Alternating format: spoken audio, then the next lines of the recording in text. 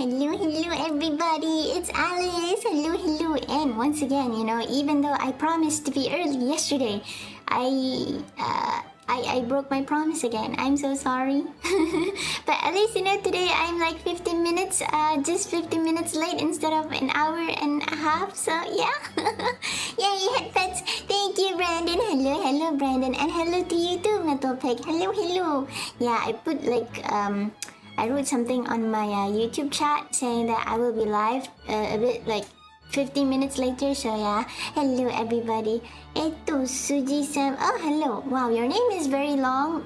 But hey, hi, welcome to my stream. I'm Alice, and today I'm supposed to be ranting and talking about Berserk. Okay, ranting is not the right word. More like talking, because I like Berserk.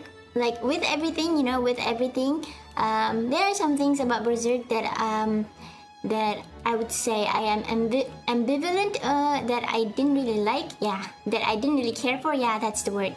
But for most of the part, I really enjoy Berserk. I like reading it. It's really fun, and I think time to start a fire. Oh no, not really. I have very boring opinions. So yes. Also, I'm not sure about this, but my thumbnail on YouTube, okay, it is not updating. Like I put the thumbnail, like I uploaded the thumbnail 2 hours ago, okay, and this is like one of the reasons why I'm late, because I keep like refreshing it, but the thumbnail still wouldn't update. The thumbnail on YouTube, it still has that temporary thumbnail. I'm not sure about right now, because wait, let me check. Because it does not make sense. I've been like refreshing my page, and then I've been like when it wouldn't update the thumbnail on YouTube, when it wouldn't update, like even after I have refreshed the page many times, and after I've waited, it's still like that. I tried like changing it, but oh, okay, thank God. Okay, the thumbnail has updated. Oh my gosh. I think I would be very upset if the thumbnail was still on the temporary thumbnail on YouTube. It's the small things that bother me. Yeah, Dana. Hello, people. Hello. Care to join me? And share our controversial opinions? Yeah. Don't worry, I mean it literally. Oh man. Oh no, are you going to start a fire at your place, Metal Pig? What? What do you mean by that? Oh, Lord Almighty. Lord Almighty. Okay, good luck with setting up a fire, starting a fire over at your place. Right. So, anyways, as always, I hope everybody is doing fine. I hope my audio is okay. I hope the BGM isn't too loud or too soft. And I have noticed that my mic is kind of crackly. I think it's a sign for me to buy a new mic. But number one, I'm not really bothered to buy a new mic right now, and number two, I am kind of like running low on funds. After I just bought my my GPU, to replace my PC, and I also bought a pair of RAM sticks just recently, which I haven't installed yet, despite wanting to do so in the weekend. So I will probably do it later. Yeah, so right now I'm like I don't really have much on me right now. I'll have to wait for my pay for my next pay. But yeah, don't have much on me right now. So I think I want to keep using my mic. It's a cheap mic, but it works. But I think I'm not sure about the crackling. Last time it was because of my terrible connection, but now I think might be because of my mic. I don't know, man. I hope it's not too bad for you guys to listen to my annoying voice on my annoying mic. But if you I Google some you've got some VTubers making videos and posting tweets on what mic some people should buy and all that, and I'm like, man, I don't want to buy that. It's kind of expensive. I don't sing or do karaoke. Yeah. Going to cook some bread on a fire. It's a good time. Wow, you're baking your own bread. That's so cool. Man, when it comes to cooking, for me, I would start a fire as well, one that burns the entire house down. So yeah, it is how it is, a princess. Yeah, she can't do anything but be spoiled. I can cook water, and yeah, that's it. I can boil water. Yeah, that's it. Hello, Neman. Hello, hi. Nice to have you here. People, I think we had a little miscommunication yesterday. Ooh. Nah, we didn't. Alright, I have... Okay, wait, what was I saying just now? Alright, so I have a PowerPoint, you know, but it's like super incomplete and it's like it lacks a lot of like the details in Berserk because, you know, I tried doing justice, but I don't think I can do justice for, you know, Berserk stuff. Yeah, I think like there's this guy, you know, who made like Berserk videos. His name is his handle is the Almighty Lolly. I know I know, but he's really good. Like his Berserk videos are really good. So yeah, maybe if you guys like Berserk, you can give the guy a listen. Like he has like tons of videos, like hours long. I think he has like one video that's like a compilation of his other videos, and it's like 23 hours long. I have yet to listen to that, but I probably would one day, I think. When I say it's like changing the view of Nazi, it was an analogy about changing people's mind who harbor prejudice, like those people in Naruto, not you. Don't worry, I got it. Thank you for the clarification. Yeah, I understand. It's like, you know, the people, the normal people, you know, the masses in Naruto, they have a lot of prejudice against the tailed beast, you know, the Bimyuu, but not without reason, because you have this one giant fox who has just destroyed your home, you know, killed your family members, killed your loved ones. So obviously you would be frightened and, you know, you would hate the thing, or whoever who has, you know, the Bimyuu inside them. You would think that, oh, Naruto is exactly like a Bimyuu, even though he's not, you know, and all that. So it's understandable. Yeah, is what I think, you know. It is hard to change people's prejudice, which is why I think, you know... Oh man, I'm yapping about Naruto even though I've already done so for like 3 hours yesterday. Can you believe it? I talked for like 3 hours yesterday. But, you know, right now I have like tea with me and also some cold drinks as well. Although, you know, it's not very good to drink cold drinks when you're talking a lot. But I like it. Manga Sensei, hello, that sounds interesting. I'll check it out after this. Yeah. His videos are really good. For me, of course, my humble opinion.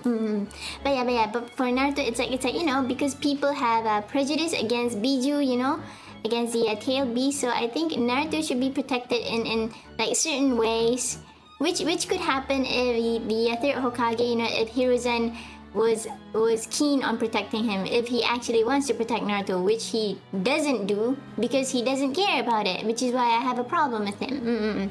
Your smooth brain thought I was calling you a Nazi. Oh, not really. No, because I didn't like your opinion. I did an apology. No, I was referencing to, you know, that stupid meme, you know, where you have like the book cover that says everyone I don't like is a Nazi. That there's a meme, that meme, it was funny. I like it, you know, but like man, I should have shown it. Wait. Poopy. Okay, let me wait a moment. You demand an apology from a princess? Perish the thought. How can I apologize to a commoner? You are undermining my dignity. Not that I have any. Hey, don't worry, man. It's all in good fun. I don't mind. Like how do I say this? I mean, obviously, you know, there are some things that we can't say because like general TOS both on Twitch and YouTube and also Kick. But you know, for other stuff, like I don't really mind like some dark jokes, you know. I mean, I am talking about Berserk right now, so that kind of darkness, like that kind of dark stuff doesn't really matter to me, and you know, like things like that, I don't mind it at all. like I think, you know, I think a lot of internet discourse right now. Oh my god, I hate that word, internet discourse. Blah. Like a lot of it is very sensitive. Like you have to watch the words that you use. Like you have to like consider the most inane things, like, oh no, you can't use that word. If you use that word, you know, it's banned now. And you're like, what? This word didn't mean anything back then. Like what? Why is it like banned right now? What? It's just a joke, but people don't like it because, you know, they're like, if you can joke about things like that, you're a bad person. No. You know, it's like the ultimate defense. You know, the ultimate internet defense right now. You're a bad person if you use this word. You know, regardless of what you do or the context you use this word in. You know, the moment you use that word, you are a bad person. You are irredeemable. You know, you should be thrown into the fires of hell and all that. Oh yeah, Alice, today I found a pretty old game called Hammer Fight. Ooh, in Steam. It is a free game and fun to play. Is it about fighting with hammers? Sounds pretty cool. And on the topic of Berserk, why did Guts clap demon cheeks? When did he do that? Demon cheeks, in the first chapter, he didn't do. I mean, he didn't screw the demon. Like he was like trying to lure in the demon, and then he killed it. You know, he didn't clap demon cheeks. He wouldn't do that. Guts hate demons. Guts is a racist towards demons and apostles in general. Griffith did nothing wrong. Moment. He did nothing wrong. Okay. Personally, you know, he did everything wrong. But that meme is funny. but like generally, you know, no, not generally. I mean, genuinely, yeah. That's what I wanted to say. Like, okay, I genuinely like Griffith as a human. You know, when he was a human, when he was still a person, before he sacrificed the band of the hawk to the apostles. You know, to the God Hand, not the apostles. I'm sorry, to the God Hand. I liked him a lot. You know, I wouldn't say sympathize. I think I empathize with him. You know, the desire to want, you know, to grasp for something that is so above you. You know, the thing that he was born a commoner. You know, and usually a commoner wanting to be like a king. You know, having his own kingdom. You know, rising above the nobility. You know, especially during medieval times when social mobility is like basically non-existent, right? His dream requires a lot of sacrifice and a lot of willpower, you know, and it was very admirable. Like, you know, great people do great and terrible things, you know, like you have like people in history, you know, like Alexander the Great, for example. He participated in a lot of wars. Like, you know, when you read like biographies of historical peoples, right, they are involved in a lot of nasty things, but they have also done very, very amazing things, you know. So he feels like that kind of person to me. But and when he the Neko thing is not working. I'm so sorry. I don't know why. Okay, mate. Let me. Okay, now I am in Neko. I have no idea why that redeem isn't working, but the rabbit one is working. You know, the rabbit one is working. The rabbit redeem works. You know, the bunny. You know, but you know, if you give me like rabbit and cat ears, I'd be a cabbit. Cabito arisu da yo. Yeah. Nya. Okay. Hello Alice, hello Ice Cream Mouth. How base is our anime girl gonna be today? Not at all base. Very mild, very milquetoast, very boring and lame, very clean, squeaky clean opinions, you know. It just so happens that I'm talking about Berserk. I'm a bunny now. I'm a cabbit. I'm a cat rabbit. Oh my gosh. I have been turned into an abomination. So this is how it's like, huh, to be an abomination. Is this what you might want me to be? You want me to be a monster? Why? Because I'm talking about Griffith? Is that it? Okay, fine. Alright, fine. Hey everybody, I'm a cabbit now. Cabito arisu da yo. It's pretty cool. It's a mouse-based machine dueling game. Oh! Meep. Hi, hello Cozy Wave. Hello. And hello, Philip. I read your comment, but I didn't greet you. So sorry. Yeah. If GOG still has it free, try and Tyrion 2000 is a good top-down shmup. What's that? Cat ears, yeah. Yes, cat and rabbit ears. Chimera kitten. It's a cabbit. It's a cat and a rabbit. Cabito da yo. Don't say cat and bunny together, because you know that word is like kind of forbidden. Cat ears. So yeah, thanks for the suggestion. I will keep that in mind. Thank you. I need to like write a list, you know, of all the games that you guys have suggested. Like, I think I have it written somewhere. I will look at it, you know, when I have the time and when I'm finished with my games. I think, you know, right now I'm doing like Soul Calibur. I still want to finish all of the arcade mode, you know, and get all the endings. And Killer 7, I think, you know, well, I'm not about to end Killer 7, like I'm not nearly finishing it yet, but I think, you know, we've gone like halfway through, so we have like 50% more gameplay left for like Killer 7. So yeah. Hammer fight is about you ride some kind of flying robot. Okay, I thought it's about hammers. Alright, and use all kinds of weapons to kill another guy. Although I don't know anything about this story. Oh, okay. Fun, sounds fun. Okay, I will look into it. Has anyone mentioned the 2004 PS2 Berserk game? Yeah, I heard that someone made a fan-made English patch. Oh, wait. Is it the one I know there's a Berserk PS2 game, but I thought that it was officially translated into English because it had an English dub, you know? Because is it the one where Guts, you know, Guts and Casca and Puck were on a journey? Like it was right after the conviction arc, you know, story-wise, plot-wise, it was right after the conviction arc in the manga, you know, and they met a traveling band, and they helped the traveling band, and then they somehow stopped at this place where it was ruled by this guy. Was he a count or a baron? I forgot. But this guy who's called he has a very silly name. I think that's why I remembered it, but I forgot. But he has like people turning into like weird plant abominations, right? Those his citizens turn into weird plant abominations, and Guts has to fight them, and then he also has to fight like a plant monster thingy in the form of a nun, right? That thing. Is it that game? Oh no, it was only on Dreamcast. Oh, okay. Even when I'm done with the game. Oh, okay. I thought it was the... Okay, so that wasn't the right game. Alright then. Kato Yasu, hello!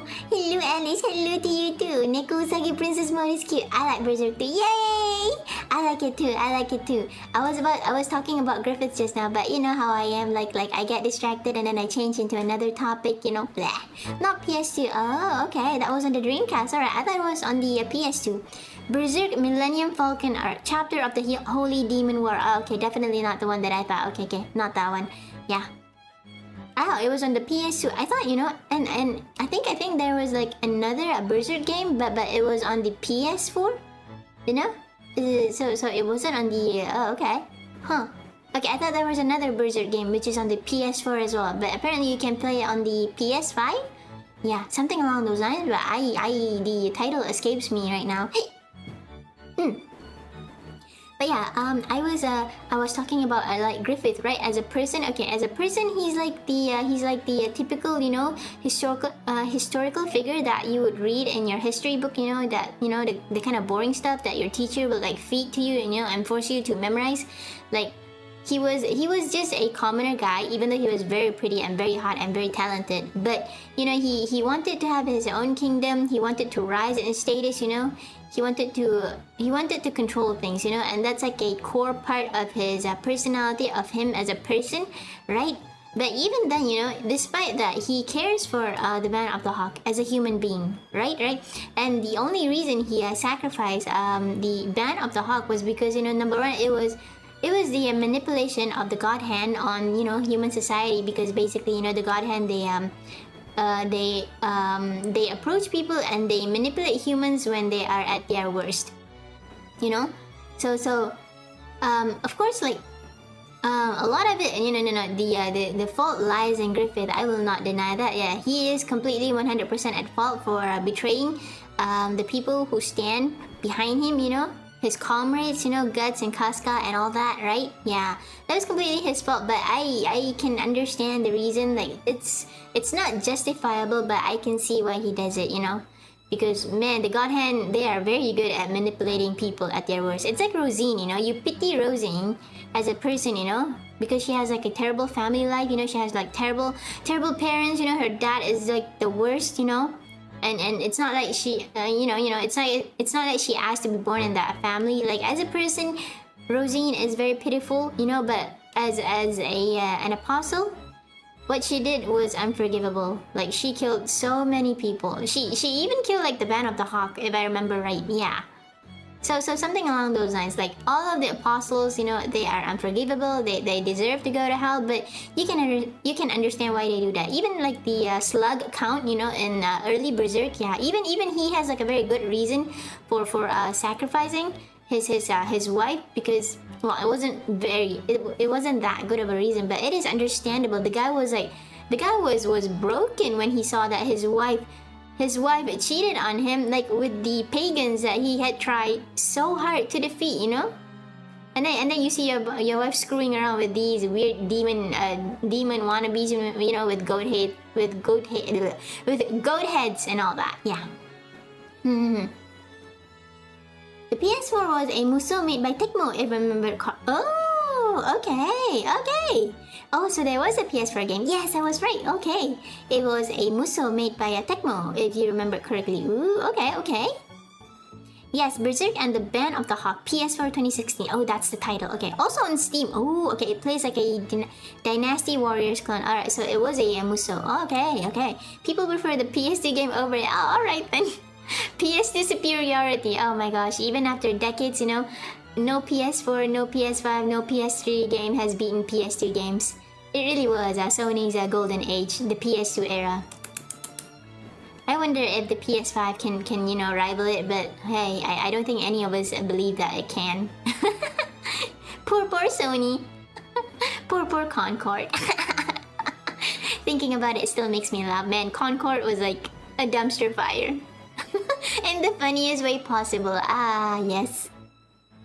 God Hand tempted Alice with BL. No, that was my decision. The God Hand had nothing to do with it. I am deeply corrupted by my own volition. I have doomed myself to the world of BL. There was an interesting free manga campaign in Japan the other day. Oh, all but volume 13 of Berserk were free? What? No! Why can't I go to Japan? No, after a while everyone ran out to buy that part. No! No! Yeah, I mean, obviously, you know, because it's in Japan, I won't be able to read it, but I would like to have it. Oh, come on. Oh, man. Japan gets the coolest stuff. It's not fair. Godham PS2 2006. Ooh. So that's another PS2 game. Oh, okay. Oh, nice. Oh man, I was talking about Griffith, right?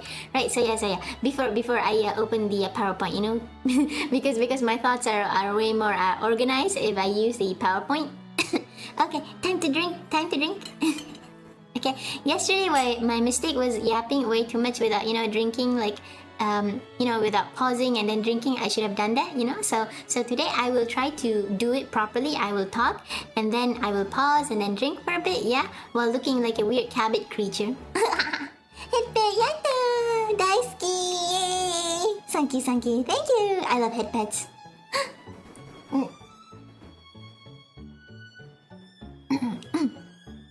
Okay, alright. Oh man, I forgot the headpad goes pretty long.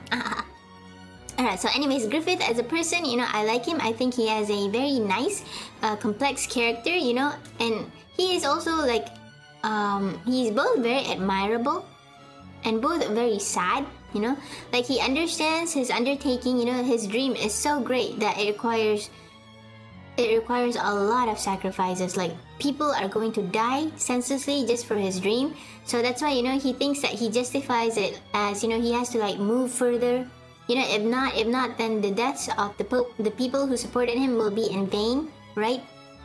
Before he was femto, I like his character a lot, you know. But after he sacrificed himself, I mean, no, not himself. After he sacrificed the Band of the Hawk to the God Hand, he is no longer human, obviously, because you know when you sacrifice things to become an apostle, in his case, you know, he is destined to become one of the God Hand, right? You also sacrifice your humanity because you have to like kill the people, you know, that you care most.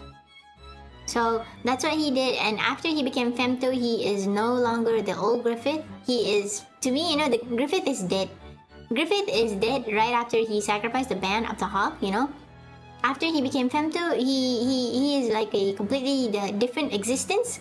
He still has the old Griffith's memories and the old Griffith's desire to have his own kingdom, but he is no longer the human Griffith, is what I feel. Fire is going to grab a plate and ooh, going time. Okay, good morning. Hello, Emiliana. Good morning. Today I will do some yapping, you know, for Berserk. So it's not gonna cover like the entire thing. I'm just going to focus like parts in the Falcon of the Millennium arc, which is my favorite. Alright, my favorite arc. Like a lot of people, they like the Golden Age arc. I like it too, I guess. I like it. You know, it's fun to see like everybody's backgrounds and stuff. But for me, the best part in Berserk, personally, is the Millennium, the Falcon of the Millennium arc. And the reasons will be as follows. Though my PowerPoint, you know, is not very good. There are 3 Griffiths now. Oh yeah, Oh, wait. Okay, the old Griffith is one of them, right? And then you have Femto, right? And then you have Moonlight Boy, which is also a Griffith's incarnation in the human world. Okamino, hello, you're wonderful and beautiful. Thank you. Yeah, thank you. Okay, let's go to the PowerPoint before I start ragging about, very, very unnecessary things. Before I start changing the topics and all, because you know how I am. Also, I have a question. Wait, see? I just said it, before I change the topics, and now here I am. I'm changing the topic. Okay, I have a question. Okay, like, do I... do I talk too much? I know that's a silly question, but is it like way too much? Should I reduce the amount of yapping that I do? I mean, I like to talk, and I probably wouldn't like reduce it, even though even if you generally find it annoying. But I just want to know because I've seen like a few tweets. Obviously I shouldn't like listen to the tweets because it's Twitter. Twitter is full of stupid opinions. But I'm like there are some people are like some people are like, oh, maybe you shouldn't, like, as a VTuber, you don't have to like talk so much, you don't have to like keep on yapping, you should like give like some silence in your stream for people to cool down and for people to catch up. I don't know what was the right word for it, but basically I should like leave a lull in my streams. I shouldn't like talk so much. I should like pause for a while sometimes. But I'm like, yeah, maybe I will pause to like catch my breath or to drink something. But like I also like to talk. I don't know how to like pause like that. How do I decide when I pause and stuff? Like what do you guys think? It is fun to hear you yell. Oh, thank you. No, there are other VTubers that yap a lot more, if that's what you're wondering. Ooh, okay, nice. Okay, nice. Yay, thank you for telling me. Yapless is ASMR. The yapping ASMR. I don't know. I mean, like ASMR is like, do you guys like ASMR? Like, it's supposed to give you like tingles in the ear, right? But actually, whenever I listen to ASMR, it makes my ear itch, and I don't like the feeling at all. It's just, it makes my ear itch, and then it makes me feel like, oh my gosh. I don't like this feeling at all. It's kind of uncomfortable, but a lot of people like that. Like, when they whisper to you like this, hello, this is your daily ASMR. Enjoy. Like that. Like, is it fun? Am I just weird? Nah, I mean, obviously the correct answer is, to each his own, but like, yeah, I still don't really care for ASMR, I guess, but a lot of people like it. I want to try doing stupid stuff like that too, like I whisper in your ears about stupid things, like, such as, such as what? I kind of forgot. No, not really. Oh, I like the sounds of yapping ma. Oh, I see. Okay, nice. Whispering time. I like Berserk a lot. Oh man, that's so silly. Ignore me, that was silly. Oh my gosh, that was cringe. But I am free, despite me being cringe. Okay, for real now. Let me open my PowerPoint, okay? It's right here. Where is it?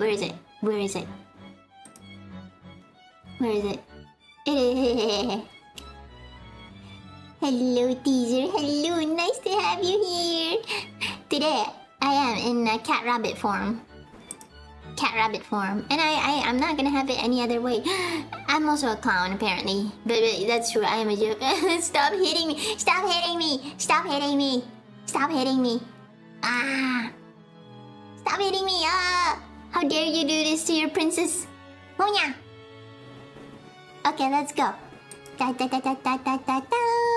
PowerPoint time! Nya. Okay. I stopped listening to ASMR when this girl crumpled candy wrapper into the mic. Oh, okay. Is that like a terrible sound? Like, oh, okay. Okay, let me make myself tinier. So that, okay. There we go. Okay. Maybe the veal is a bit annoying, so yes. Ta-da!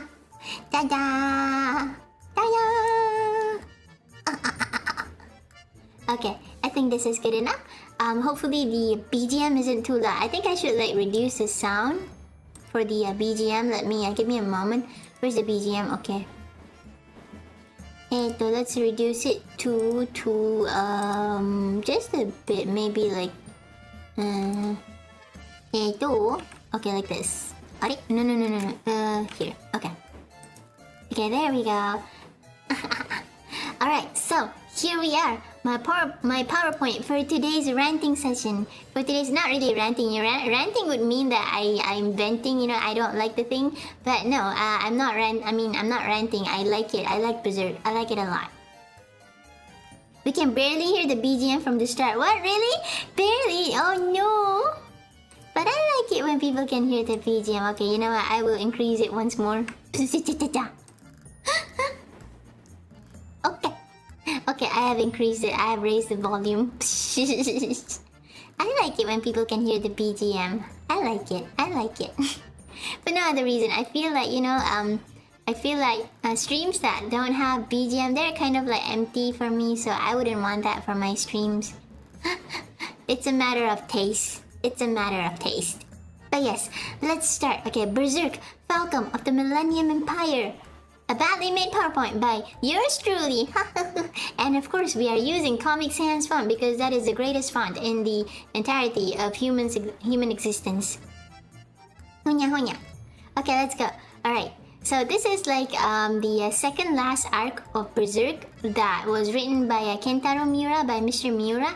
The last being the Alfheim arc, which is also I like it a lot because of one reason, but you know, won't be talking about it that much. You know, today we'll be focusing on some of the stuff in the Falcon of the Millennium arc. All right. So let's go. Okay. It's not coming out. Okay, there we go. All right. So I like this arc for two main reasons. The first being, okay, you see here, Guts finally got new friends and was happy at some point. Like this part, you know, they were at a beach and then he was watching everybody playing in the sea, and he says, I thought, never again, never could I watch the sunset and be this calm. Never again could I sleep the night through. Like this man, alright, this man has spent countless nights, you know, haunted by demons, you know, by nightmares, because he was the sacrifice, you know. He wasn't supposed to be alive, but he survived after the sacrifice, and so now he is haunted by demons from hell who like his existence, you know, because he was meant to be pulled into hell, but he never did because he sacrificed. So he gets like a lot of demons haunting him every single night. So this time, you know, right, this time around, after he met his new JRPG party, like he has a witch and he has like a this guy is a tanker and the main fighter, you know. Shirkei, is that how her name is pronounced? I think that's how her name is pronounced. Shirkei. Blah. Names are kind of hard to pronounce. so he has like Shirkei as the witch, you know, and the also manpower aside from him. Shirkei is a great addition to them, you know, because she is super powerful and she was like the only one who can actually, you know, control Guts and assist him when he needs it. Like if Shirkei was there while Guts was fighting demons, you know, I think he would like make mincemeat out of them very, very easily. But yeah. Anyways, I just want Guts to be happy, and like in he is happy sort of in Alfheim, but he is also like very happy in Falcon of the Millennium, because this is the time where he actually tries to. He's not so focused. He's not focused on getting revenge on Griffith. You know, he is focused on getting Casca to regain her memory once more. You know, to stop being potatoed Casca. So he has a goal that is not rooted in anger and violence and in vengeance. So it gives him a bit of like a peace of mind, I think. And I think this is the one. This is like in this arc, you know, he's resting. Like he has to fight like a lot of stuff. You know, he has to go through a lot of stuff before the before the Millennium of the Falcon of the Millennium. Let's just call it Millennium Falcon. Okay, easier. So before the Millennium Falcon arc, he has to go through a lot of crap. And he was very, very angry. You know, he was filled with anger, with wrath because of what Griffith has done to him. Casca, you know, and generally the Band of the Hawk, all that. Okay, so I was happy. I really like it. Like out of all things, right? When Griffith, okay, when Griffith was present in the human realm, Griffith is incarnated into the human realm because as a god hand, he cannot appear in the human world without certain conditions being met. And fortunately, not really fortunately, but yeah.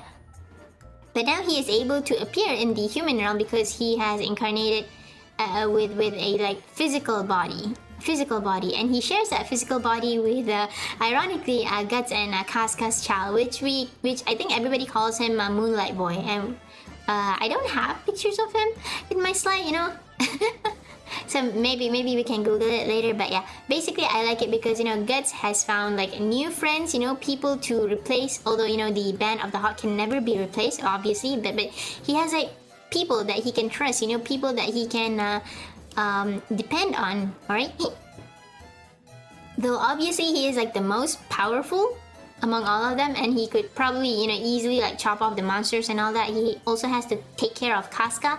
But yeah, this is the one time where he finds people that he can it's he finds his family again. Last time, the Band of the Hawk was a family to him, and he thought that he could never find peace or happiness like that. But here he is. He could find it. He has found it. Guts JRPG party. Yeah, that's a thing. That's a whole thing. He is the tanker, the main attacker, and then you have Shirkei as the witch, and then you have Serpico.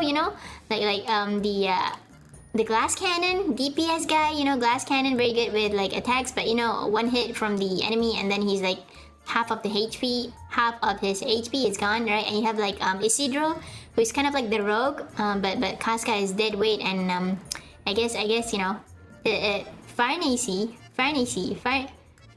Okay, her name is Italian, so Farnese, right? Farnese, maybe she could be a healer, but not really. Maybe later in the arc. Right now she's not really a healer. Also, she's my favorite character. I will gush about her. I have some slides for her later, in a bit, right? So yeah, so you have Casca and Farnese are basically deadweight. Puck and Ibalera would be the healers, I guess. Bugs who heal everybody. But yeah, some people, they didn't like this arc because it's lighter. I think more lighthearted than Golden Arc. But personally, I disagree with that. I think it has a lot of dark moments, especially because this arc also combines with the Kushan invasion by Emperor Ganeshka, right? So it's quite dark, but I guess they want the kind of darkness and golden age where Guts has to face a lot of terrible and terrible. I forgot the word. Okay, let me drink. Okay. Okay, the word has come to me. Okay, where Guts has to face terrible, heartbreaking loss. He sees the Band of the Hawk ripped apart literally in front of him. And he sees Casca getting the Taimanin Asagi treatment, as I would call it. I know. Okay. This might sound very feministy of me, and I will accept all the criticisms that come flying my way. Will your voice survive yet another PowerPoint? Yes, it will. I will try my best. I have a drink with me right now. Sorry, I didn't read your comment just now, teaser. I have a drink with me, and I am prepared to rant. Not rant. To yap for quite a while. Okay, maybe not 3 hours like yesterday. My PowerPoint today is much shorter because I know that I can't go on for so long. Because I might kill my throat if I do that. Queen Cheese, hello, Berserk, good. Yeah, I love it. Honestly, I think the people the dissenters against Berserk who said that, oh no, it has too much sexy stuff. I would say I disagree completely because it's not that bad. Actually, it's not. I mean, yeah, you have the scenes with Casca and all that, but it's actually it happens, yeah. And I get that people can be tired of it, but I don't think it's I don't think it's as bad as people make it out to be.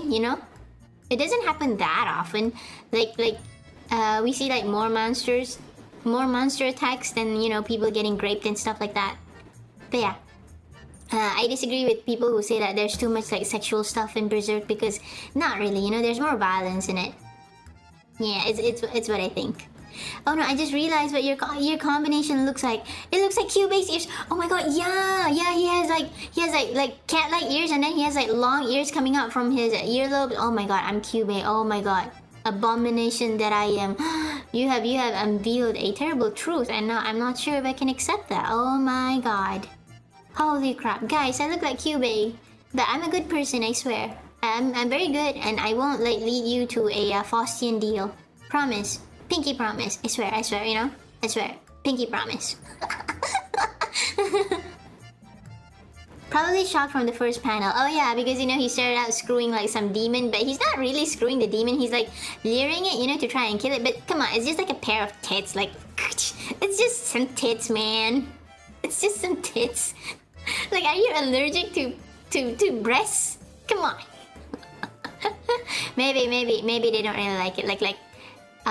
Okay, if you want like really stupid, unnecessary sexual violence, right? Don't read Berserk. Go read Wolfen Guy, Wolfen Crest. Now that one I will. That one has no reason for being like stupidly sexual. Like it's just the authors and the artists are just a bunch of perverts, you know. I I read it because I was like on a seinen spree. But yeah, that thing, yeah, if you want like unnecessary, you know, unnecessary, annoying, and like very violent sexual violence, then yeah, go read Wolfen Guy, Wolfen Crest. It's so dumb, man. It's like, oh man, the stuff that the authors do to Akiko Sensei, like, what the heck? Why would you, like, every single time she's gonna get raped, like, and then she actually gets it like in the final arc. Jeez.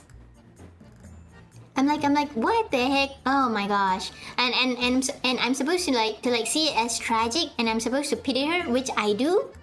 But the way they do it is like, you guys are a bunch of perverts. Like, come on. Maybe you should like play a bunch of arrogate to get it out of your system first before writing this story, because it's just dumb. Anyways, I really don't like it. It's so stupid, man. Okay, real quick, do you recognize the Conan the Barbarian 1982 references Mira made? Fighting evil spirits every single night is one of them. Ooh, the sex scenes at the very first page is one too. Oh, I didn't know. Oh, I didn't know. I do know about the show, you know, but like pictures of it and stuff. But I haven't watched it, and I didn't know. Oh, okay, so they were like references to that show. Oh, hey, that's nice to know. Thank you for telling me. Oh, awesome. So people who didn't like the first chapter are basically people who didn't appreciate Conan the Barbarian. Okay. Now we have an argument against them. Oh, you don't like this first chapter? Well, actually, it's a reference. Yeah, I don't know. Okay, but yeah, back to the topic on hand. Yeah, I basically like this arc a lot because Guts finally meets new companions that could give him a moment of peace. Especially Shirke. Shirke helped him a lot, being, you know, the powerful witch that she is. Yeah, and also before this, they also like met Flora, who gave Guts a lot of answer, and Flora was also the one who told Guts that there's a chance that he can recover Casca's memories. So that's one good thing too. Yeah. Okay, let's go to the next one. My second reason, okay? Okay, my second reason for liking this arc is Griffith. Okay, the first reason is Guts' happiness. The second reason is Griffith's happiness. Funny, right? Okay, basically it's because I really like the way that Griffith is hailed as an all-powerful messiah, aka, you know, like everybody loves him. Nobody, like the people who hate him are dumb, stupid, and weak, right? But people who are good, people who are powerful, people who are strong, all agree with him. He's amazing, you know, he has no flaws whatsoever. If you disagree with him, you're a bad person, you know. He's a good guy, he's a hero, you know, he's the one that we're all waiting for. He's the hero that we don't deserve, but the hero that we need, yada yada yada. You know, it's what the entirety of mankind thinks of him. Like nobody... Okay, I wouldn't say nobody, like 99% of mankind, you know, they all, literally, they worship him. And it is amazing. I love it. Like, holy crap, everybody is being fooled. Okay, hiccup, time to drink.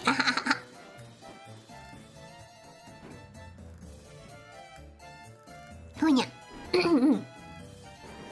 Alright, so So like in the eyes of us, you know, the reader, we understand that Griffith is a terrible. Well, terrible is an understatement, but this guy is a monster, both literally and figuratively. But everyone else, you know, aside from Guts and his friends, alright, everybody else didn't know this. Everybody thinks of him as a normal human being who is somehow very powerful and talented and amazing, like all the good stuff. The Pope just saw a hawk in his dream. That was literally it. Yeah, and he was like, oh, this is my destiny, you know, my destiny is to elevate Griffith. And to have him marry Princess Charlotte and help Griffith rule over the world, because this is what God has this is the destiny that God has given to me. He was ready to die, and he's like, oh, my life is so tedious, you know, it's so boring. But then he sees the dream and he's like, oh my God, I need to help. I need to like be by Griffith's side. Like, everybody is being fooled by this guy in the best way possible. I love it. It's like everybody is so dumb. You know, okay. Now, I would say, you know, what I was saying just now, right? Just now I wanted to say that everybody was so dumb to believe him, but come on, like, put ourselves in their shoes. This guy, this amazing guy, is saving us from like monsters, from evil soldiers, from the enemy empire, right? So if I were in their shoes, you know, I would worship Griffith too. I would think of him like the best thing ever since sliced bread. Like, Griffith is amazing. I would think like that. But you know, because we are the readers, so we know that Griffith is a monster, but nobody else knows. So I like it. I like I like that feeling a lot. It's like, man, it's amazing. Griffith is both beautiful and terrifying. Yes, I agree. Him, you know, even as a human being, you know, before he became femto, he's still very beautiful and terrifying. Like, you know, the one scene in like the Golden Age arc where he intimidates Minister Foss. Right, you know, the nobility of Winham, they wanted to kill him, you know, with Minister Foss being one of the ringleaders alongside the Queen, right? Even though he ended up killing them, which is amazing. But yeah, even Minister Foss was terrified of Griffith, and Griffith was still like a human at that time.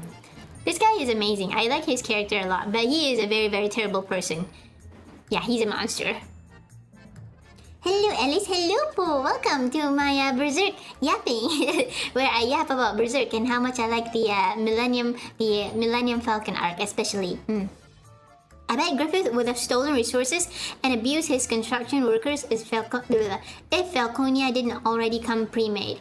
The thing about Griffith is, even though he would do that, but he's also very sneaky in that he would find ways to justify all of his terrible acts. Like, even when he abuses people, he would like put it in a way that you'd think, oh, okay, this is perfectly fine. You know, he would like manipulate people. He would like use fancy words to make people think that, oh, what he's doing is perfectly okay, you know? It's not abuse if Griffith does it, you know? People would think like that. Like, he is very sly and manipulative that way, and I kind of like that, you know? Like, he is very smart. I like good villains, man. I like villains who are like, worth something. I don't like villains who are, like, you have that, like, you know, you have some stories with villains who the story says that the villain is like bad, terrible, powerful, terrifying, but the villain achieves basically nothing in the story and keeps getting defeated by the heroes. See, I hate it when they do that. Like, where is this so-called power and fear that the villain is supposed to inspire in the readers? I see none of it. You know, I don't like it when stories are like that. I like villains when they are like, okay, the story says that they are powerful and they really are powerful. So yeah, I like Griffith a lot. I like all of the characters basically. I think, like, if there's one character that I didn't like in Berserk, it would be, well, the obvious choice would be the Apostle Wild. I don't know how to pronounce his name. You know, the guy, Wyald. You know, the ape rapist apostle dude who like killed a lot of girls and then put them on pikes or something. Yeah, but then he was meant to be hated, so that's not really like, that doesn't count, right? Good morning, Professor Alice. Good morning, Sergio. With your permission, I take a seat for my Berserk class. You may. Thank you so much for joining my class. Please, have a seat. And I hope you brought, you know, drinks and snacks, because I might yap for quite a while. And I hope, okay guys, I have some snacks with me right now, so I hope you don't mind, like, when I stop to munch on it. Please tell me if it sounds very bad or very, like, disgusting. I will stop. Right. Okay. Ooh, the apostle who swings around a log. Yeah, that guy. He has like a cub, I think. A club. Yeah, not a cub, I'm sorry. Yeah, a log, a club. Yeah, I think that was him. Yeah. He looks, like a very ugly monkey. And like he violates every woman that he comes across. He's like worse than a troll, I swear to God. But then when he dies, as it turns out, he's just an old man. Yeah, it was him. But like, if I say I hate him, that doesn't really count because he was meant to be hated. He had like no redeemable qualities at all. No redeeming qualities at all. So yeah, it's not fair for me to say I hate him. But generally, I don't think I hate any character in Berserk. I think I like all of them, because I find them very well written. He looks like the Ray Horse. Hi Alice, hello Alexander, just woke up and saw the stream. Nice, I'm on time today. Yeah, I'm on time today. Well, not really on time, like 15 minutes late, but yeah. I will try to be on time. I say that all the time, but I really am trying my best. I promise. I'm back. Hello. Suji Sam, I am not sure why you keep saying which community you're from, but hey, you do you. Welcome. Queen Cheese, yeah. Only if Griffith and Guts talked it out and were more open with each other during the Golden Age arc. Yeah, but that's the thing. I think, the fact that they didn't talk it out, right? Personally, okay?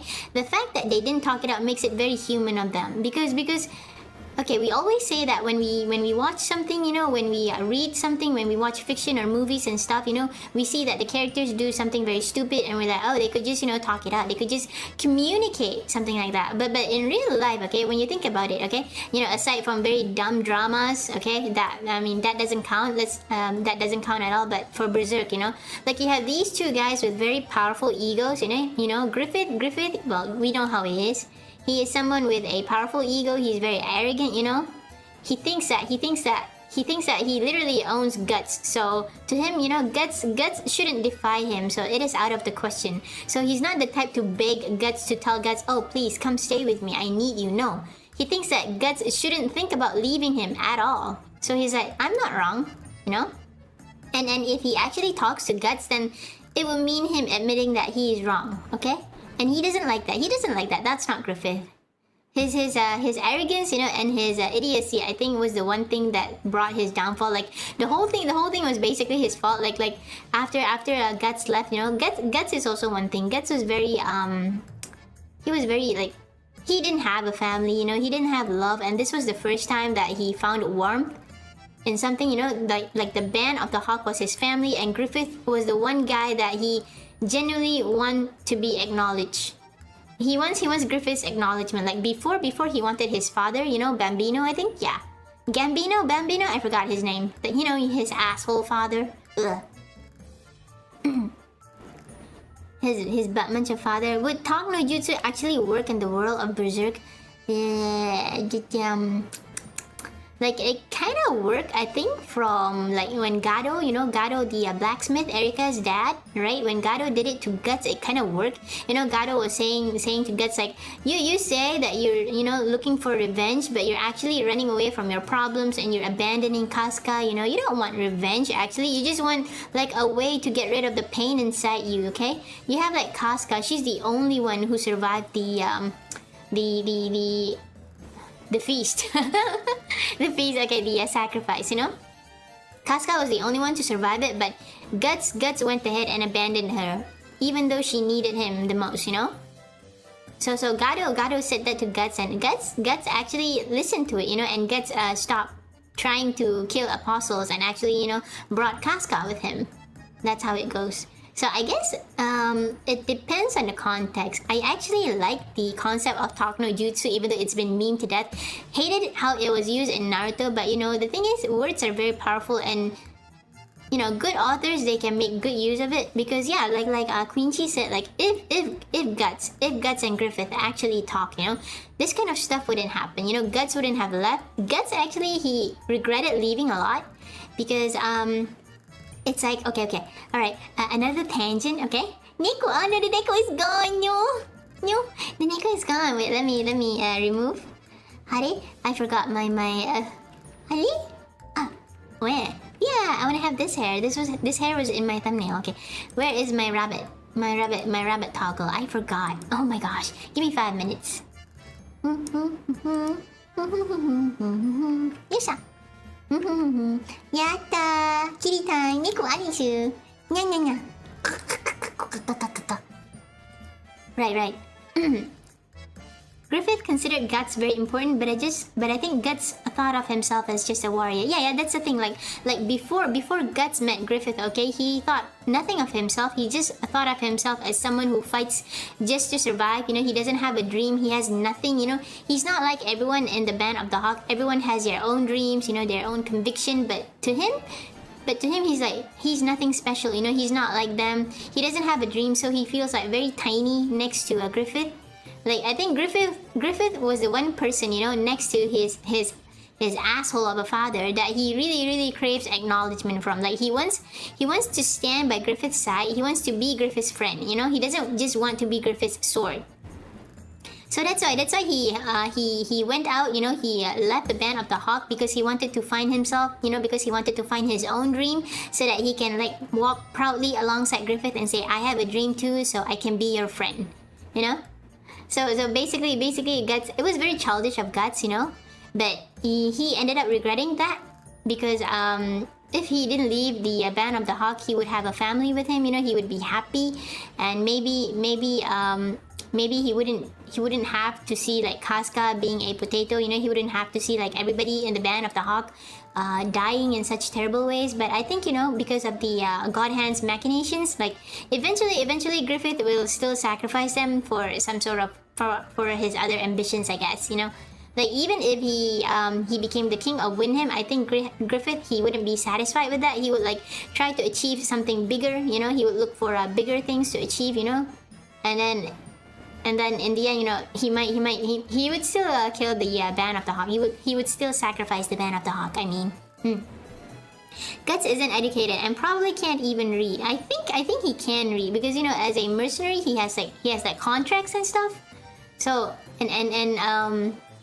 yeah, I think he can read actually.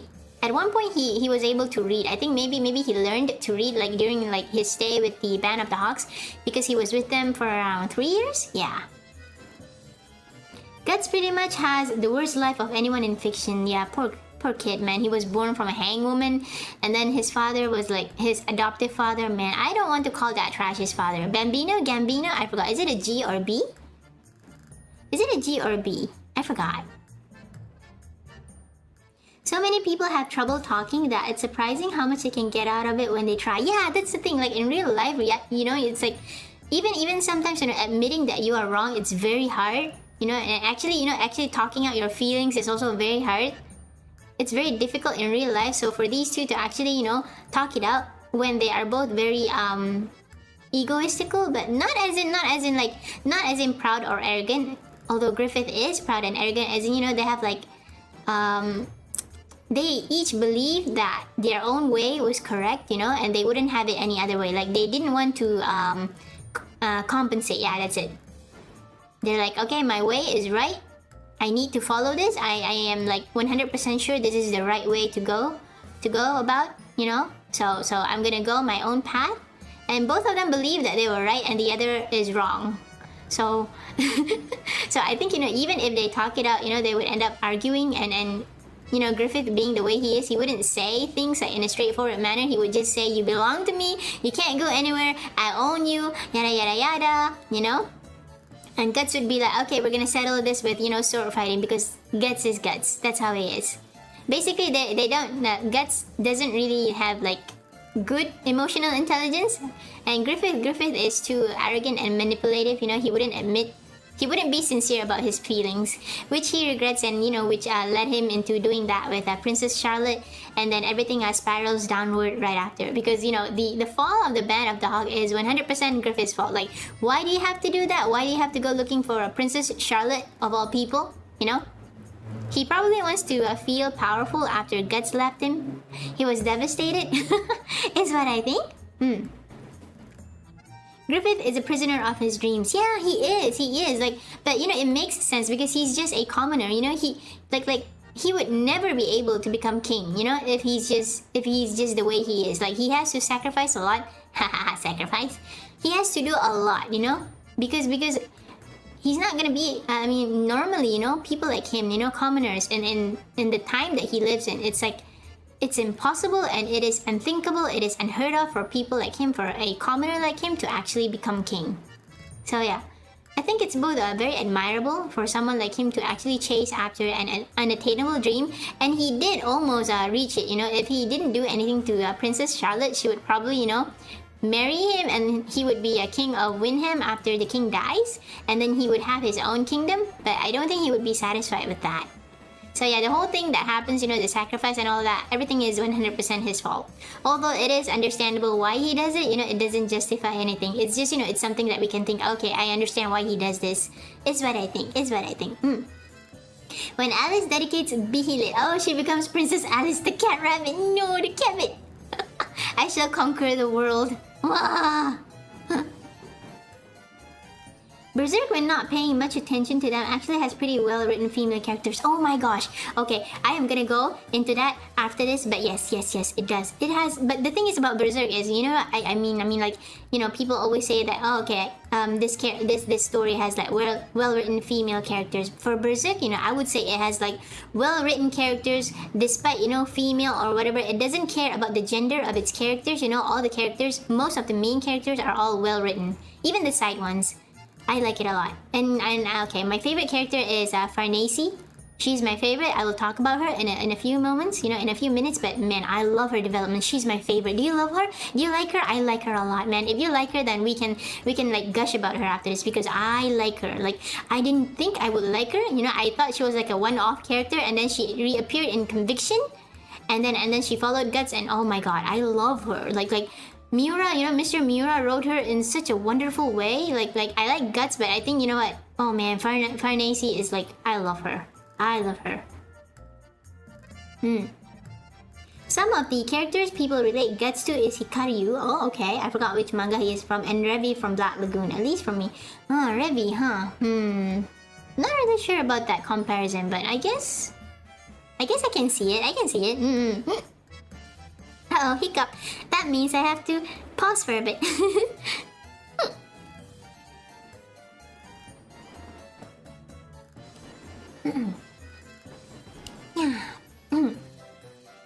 I remember Griffith giving Guts his very first prawn to read. Yeah, he did. It was the Kama Sutra book, I think. Kama Sutra book, you know, the book with the positions of the sexy times. I think I have like seen it, like the real Kama Sutra book.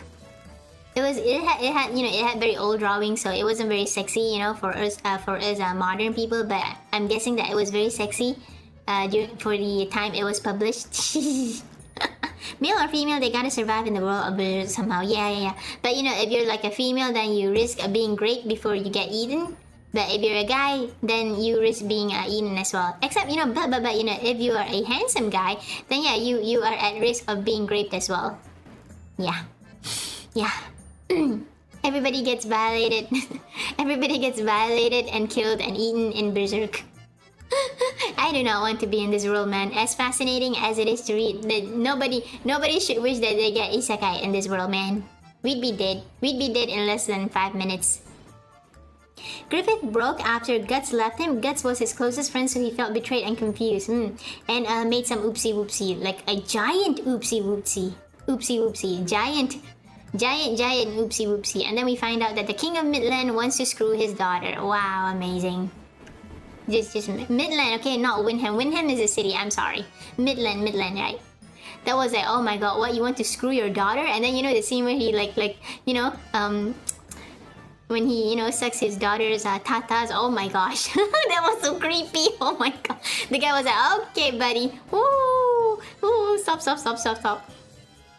I was hoping he would get like a terrible death, you know, being executed and all that, but hey, didn't happen. But man, that guy was creepy. Like, aside from his incestuous obsession for his daughter, however, I would say that he's actually a pretty good king. He's actually pretty fair, and he was like, I think if it wasn't for him being a fair and just king, you know, Griffith wouldn't have survived. You know, Griffith wouldn't be promoted as a noble. So yeah, but you know, he wants to screw his daughter. He wants to rape his daughter. So bad guy. Excuse me. Oh yeah. He just misses his wife. Yeah, you don't get it. He just misses his wife, and his daughter looks like his wife. I miss my wife, Tails.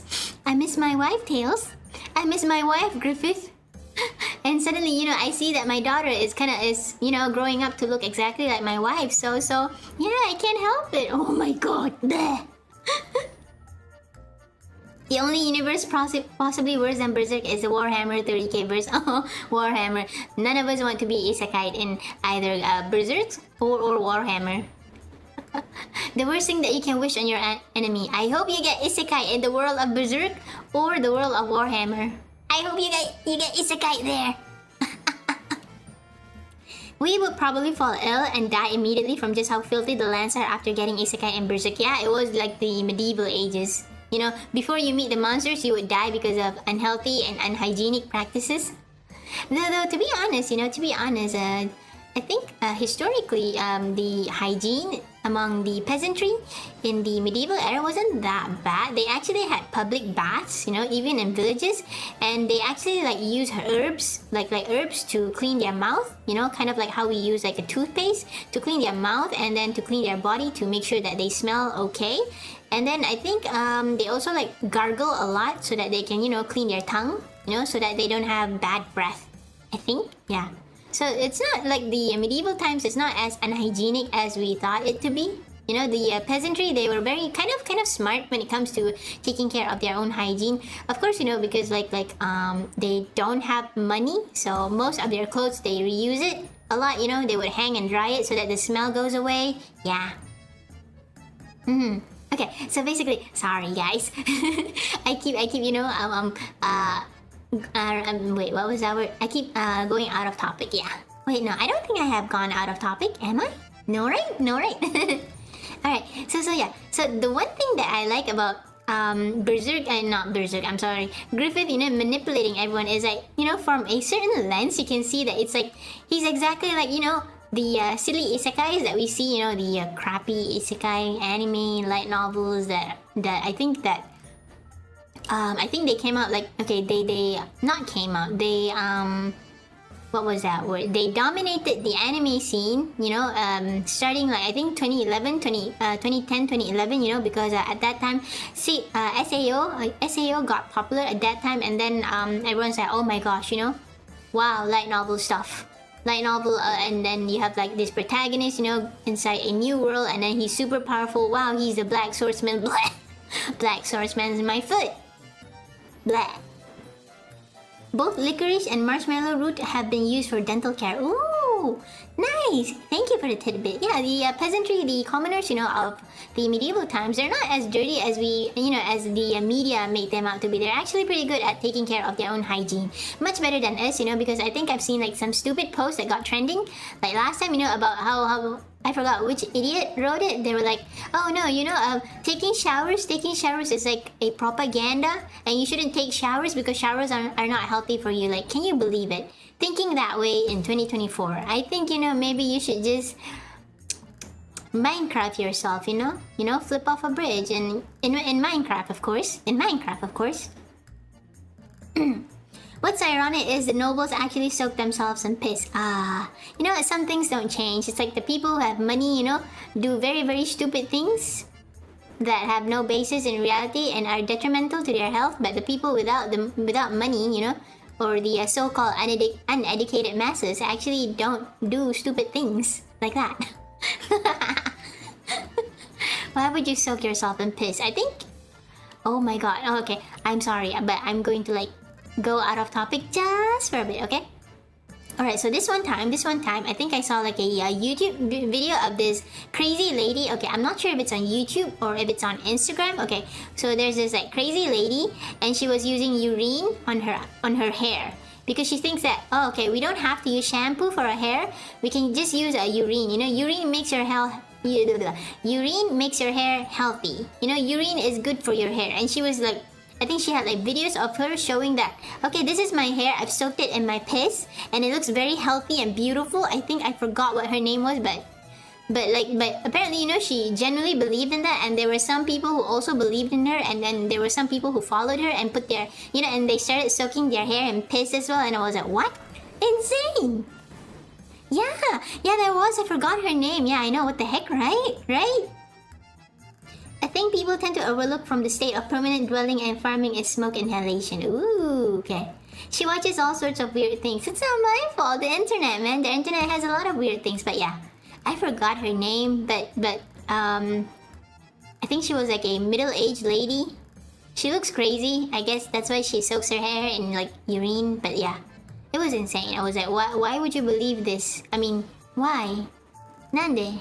Doste? Why? Would you soak your hair in piss? I think, you know, even if someone tells me, oh, you know, piss is like the greatest conditioner for your hair, I'm like, okay, never mind. I'll just stick to, what am I using right now? I forgot. Head and Shoulders? Yeah, I'll just stick to that. Thanks. Or maybe, you know, Dove or you know, yeah, thanks. I don't want to put my hair in urine. Thank you very much. Yeah, I know it's the greatest conditioner ever, but that's okay. I will take the chance, you know, to not have the best conditioner ever. I will not put my hair. I will not soak my hair in piss. I will not. Hygiene showers, modern soap, pH, pithale, I can't pronounce it, I'm sorry. Stabilizers, pH stabilizers, and a whole host of things. It's crazy complicated. Man, I just want to like shower and then like bathe. Wait, shower, yeah, and take a bath, and then, you know, put some soap on myself, and then shampoo my hair, and then wash my face, you know? That's it. Like, why do you have to make it complicated? What the heck, man? Another Miura movie reference is the Apostles are based on the Cenobites from Hellraiser. Ooh, 1987. Wow. So off topic, how do you deal with your... Oh... Okay. Well, I don't want to talk about that, so I will like pass that question. Thanks very much. Not gonna talk about that. But well, you know, just like any other normal girl. Yeah, but I'm not gonna talk about that. Sorry. No way. TMI, man. TMI. TMI. Ah. But yeah, oh man, where was I? Okay, no more off topic. Okay, no more off topic for now. Okay, sorry. Okay, so I feel like, you know, Griffith is like, it feels like a SAO world, you know, Sword Art Online. Like everyone is a moron, and Griffith is a Kirito. Like he can do no wrong, and everybody's like Kirito-sama. You know, the stupid anime. I actually, you know, despite my disdain for the anime, I actually really like the animation. You know, as in not the story, but I like the animation. I like it. I think it's very clean and pretty, and even like what was it? You know, they had like the not recent, that was like a few years ago. Oh man, I went off topic again. But this is like a comparison, okay? I like in SAO, I like the music because Kajiura Yuki, you know, the Kajiura Yuki, the composer, is my favorite composer, so I like it. When I first listened to the music of SAO, I'm like, I know this sound. I know this. This is familiar to me. And I'm like, oh my gosh, it's Kajiura Yuki. Right? Yeah. I like that. I like the music. And I also like the I wouldn't say the art, more like I just like the way it's animated. It's very smoothly animated, okay? And I like Asuna. I think she's a great character. But other than that, yeah, I don't care for SAO. Don't care for it at all. Meh.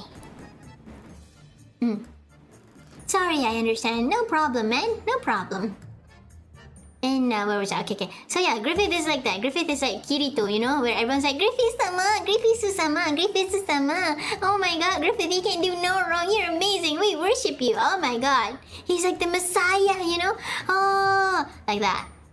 Like you see everybody believe in him. You see everyone eating up his act when this whole thing is orchestrated by himself, you know? The appearance of the monsters, the collapse of the astral world and the human realm, it was all because of him. But nobody knows, you know? Only us readers know. Only us as the readers know. Nobody else knows. And he is still beloved by everybody. Like, he is like the greatest pretender, the greatest liar ever, but nobody knows. Nobody except us knows, and I find it so amusing. I find it both amusing and intriguing, but mostly amusing. It is so funny to me, man. It's like, oh my god, look at them. Look at them. Look at them believing in Griffith, you know? Look at him looking at him like he's God. Oh my god. Alice in Wonderland is an isekai. Yeah, exactly! Mark Twain's Connecticut Yankee in King Arthur's Court is also an isekai. Ooh. wow. A little off topic, but I just wanted to point that out. That's okay. I like that kind of tidbit stuff. Thank you for telling me. I like stuff like that. Thank you. Tell me more, okay? If you know like stuff that's related to this, you know, or like trivias and stuff. Yeah, I like it.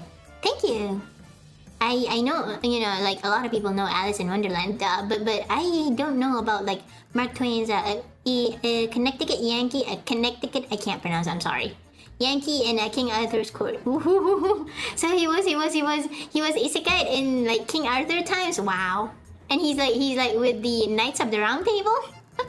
He's fighting for Avalon, and he's gonna meet Morgan Le Fay. Is it? That is so cool. I could never really get into Sword Art Online. I think it's the kind of stuff that kids would really like, you know. Juveniles, I think, like as in like if you're like in your adolescence, because it has all the recipes for things that people, kids, you know, or new anime fans would find cool. Like, you know, you have like this guy who dual wields amazing swords, you know, and then he's like undefeatable. Everybody is scared of him, you know. People lick the ground that he walks, you know, and all the hot girls fall for him, you know. All of them are like, oh my gosh, I love you. I shall give my body to you. Take me, you handsome devil. Take me, you beautiful man. You're so strong. Nobody can defeat you, and everybody who disagrees with you is a bad person, you know, and they are swiftly defeated. Griffith, the professional gaslighter. Exactly. That's the whole thing. He's gaslighting everybody. And everybody believes him without question. I love it.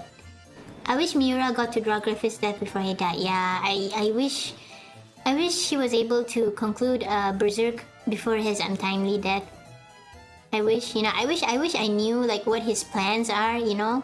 Even though his friends right now, Koji Mori, I think I forgot his name. I'm sorry, Mr. Mori, right?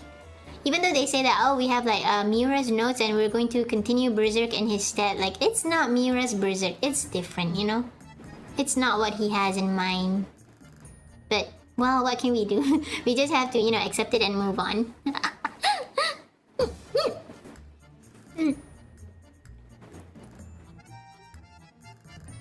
Drinking for a bit.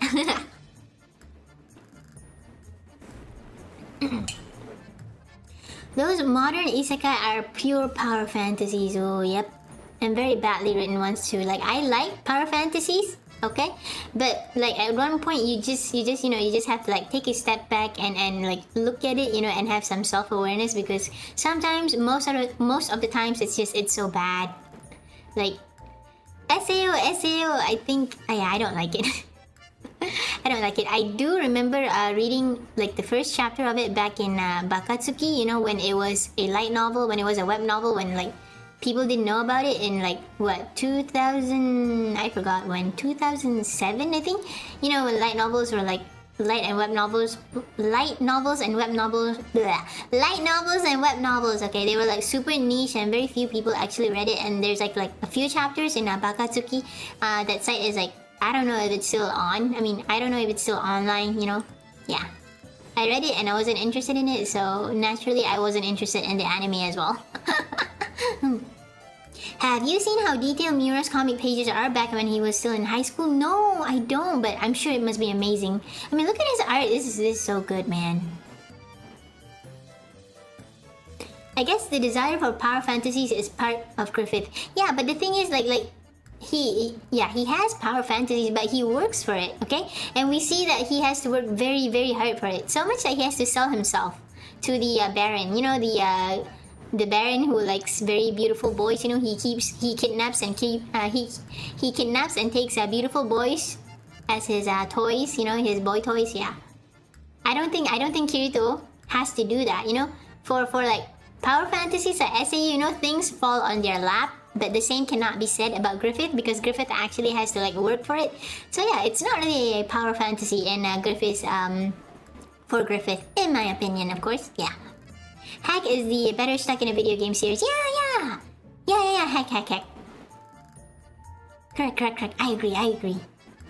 Bakatsuki is still around. It is? Do they still have like the novels and stuff, or are they like DMCA? You know, because last time they have like some selection, and you know, DMCA copyright stuff, it wasn't that bad, but that was like 2 decades ago. So I'm not sure about now, if they still have like some novels there. I prefer World to me is better than SAO. Yeah, usually I think I heard like from a lot of fans of like SAO, they think World is better because I think from what I remember of World, okay, there's that girl like Kuroyuki Hime, like Snow Black Princess. We still don't know her name.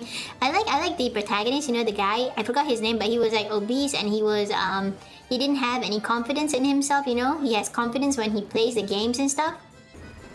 And I think his relationship with Kuroyuki Hime is sweet, right? Because she helped him to gain confidence, you know, and to be a better person. And I also like his conflict with his childhood friend, you know, the one of them, the girl and the guy. Like I forgot their name, but the girl likes him, but not like romantically. Like she cares a lot for him, you know. She's very protective of him, but she doesn't understand how helpless he feels and how he doesn't really like being protected by her because it makes him feel even worse. Yada, bonk. He level grinded off screen, right? Still a cop out. Yeah, it's like, oh no, he actually has high level for Kirito. Okay, he has a high level because he grinded off screen. That's so stupid. Like, show me then. Jeez. Hello, Valencia. No bonking. Why did you bonk me when you first see me? Come on, look at me. I am a princess. How dare you touch me? How dare you harm me? Do you want me to execute you? Nah. Yeah, so that's what I remember of World. I thought the relationship drama was like, it wasn't complex, but it was nicely written. You know, that's all I want for most of my stories. It doesn't have to be complex. I don't want it to be complex. I just want it to be, you know, decent. You know, handle it nicely. You know, give it some feelings. You know, something human about your story. You know, some sincerity. You know, down to earth stuff. Yeah. Ariel, hello. Thank you for following. Hello. I'm talking about Berserk, but I keep getting off topic. I'm so sorry. Okay, let me continue. Okay. Anyways, basically, you know, Griffith feels like a Kirito to everybody. He's supposed to. It's like watching a terrible, crappy isekai. You know, where everybody worships him. But we know that. You know, this isekai is something that Griffith made up. He basically wrote a fan fiction, you know, a fan fiction of himself. Like okay, see? Okay, next page, next slide. Okay, see? Look at this picture. Okay, this is the Japanese version. Okay, これは okay, I can't read kanji. これは違う。けれどそれはsomething. Okay, I can't read the furigana. In kanji, I can't read kanji. But basically, okay, you see this picture, okay? Everybody's worshipping Griffith. Okay, let me like move myself for a bit. Okay, here, okay. Look at this. Everybody's worshipping Griffith. It looks like a painting. It looks like the kind of epic painting that you see in museums. Like, look at him. Look at this bastard. You know, sitting on his steed. You know, even his steed has clothes, right? And everybody's like bowing. No, bowing. Okay, kneeling to him. You know, everybody's like treating him like, oh my god, he is the chosen one. He is amazing. See? He's basically writing his own fanfiction where everybody loves him, okay? Everybody loves me. Everybody thinks I'm king. I'm God, actually, you know? Everybody worships me and everybody thinks that I can do no wrong. That's it. That's the entire thing. And Griffith is the one who orchestrated this, you know? He caused the monsters to enter the human realm. And later on, he destroyed Alfheim. Yeah. This was all Griffith. So that's the funny part. It like the whole thing, you know, the whole thing reads like a crappy power fantasy anime. But the twist is, it's supposed to be like that because Griffith wants it to be like that. You know, he's the one who created all this. He made this happen. Oh man, I love it. It felt like some sort of, you know, fourth wall thing. Like Griffith knows what he's doing. You know, he's writing this. You know, he's living his own fan fiction. That's what it is. It amuses me so much. He makes his own lore. Yeah, that's the thing. On his literal high horse. Exactly. I love to hate it. No. I don't love to hate it. I just find it very, very amusing. I don't hate it at all. I just like look at this guy. He's like, oh my god, look at me. I'm writing my own fanfiction. I'm writing my own lore. Okay? And everybody's living in it. It's like, oh man, you little bastard. I love it. Oh, is that it? けれどそれはたとえよもない。Oh man, I can't read. たとえよもない。Oh wait, what? Oh my god, your comment isn't on my YouTube. Why? あれなんで Okay, wait. Let me. Ari? Deshita. Toてもない Deshita. Why is it not appearing? Oh my god. Katoyasu, for some reason your chat isn't appearing, your comment isn't appearing in my YouTube chat. What the heck? Huh. Tato, oh man, I couldn't read. Oh man, I missed it. Yeah, shimata. Wait a minute. Okay, Yosha. Okay, there we go. Okay, keredo. Okay, let me read because I can't read Japanese at all. Carry kanji, man. Kanji is hard, man. 難しいよ, yeah. He makes his own lore, yeah. けれどそれはたとえ用もない一枚の絵のようでした。I don't know what it means. I have to go now, Alice. I have plans to wake up early in the morning. Oh, okay. Thank you so much for coming to my stream, man. Bye, Naman. Have a great night. Wait, no, that sounds wrong. Have a good night. Okay. Sweet dreams. Good night. Thank you. Going actual crazy and then just getting used as a pawn is so interesting for an MC, for Asshole World, right? Admittedly, I only watched a bit, only a few episodes, and then I kind of lost interest, so... It is better than SAO in that it's not a complete power fantasy and there's like some thought written in the characters. They don't exist just to worship the ground that Kirito walks on. So that's one thing. Or kite or kite. Okay, I forgot. So yeah. Anyways, yeah. Basically, yeah. This is what Griffith is doing. He's writing his own power fantasy, his lore and all that, and he's living in it. The audacity. Yeah, that's it. That's the word. The audacity of it. Like he knows what he's doing. He's acting like, oh no, this is what fate commands you to do. You're supposed to like worship me and stuff, but you know what you're doing, Griffith. You're faking it. Oh man, I love it. I love it. Like the apostles, the people, like everybody is like accepting him as the one guy who's going to rule over all of them. So it's just beautiful, man. It's like some fourth wall thing, but man, it's just beautiful. I don't have any other words for it. It fascinates me and it makes me laugh. I love it. Bye, Naman. Good night. That's for Hack. Also a cool video game series. Oh! I thought it was Axel World.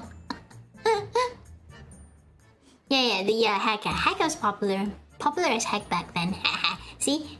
I made a pun. But yeah, I don't know much about it. I'm so sorry. So I can't really talk about it.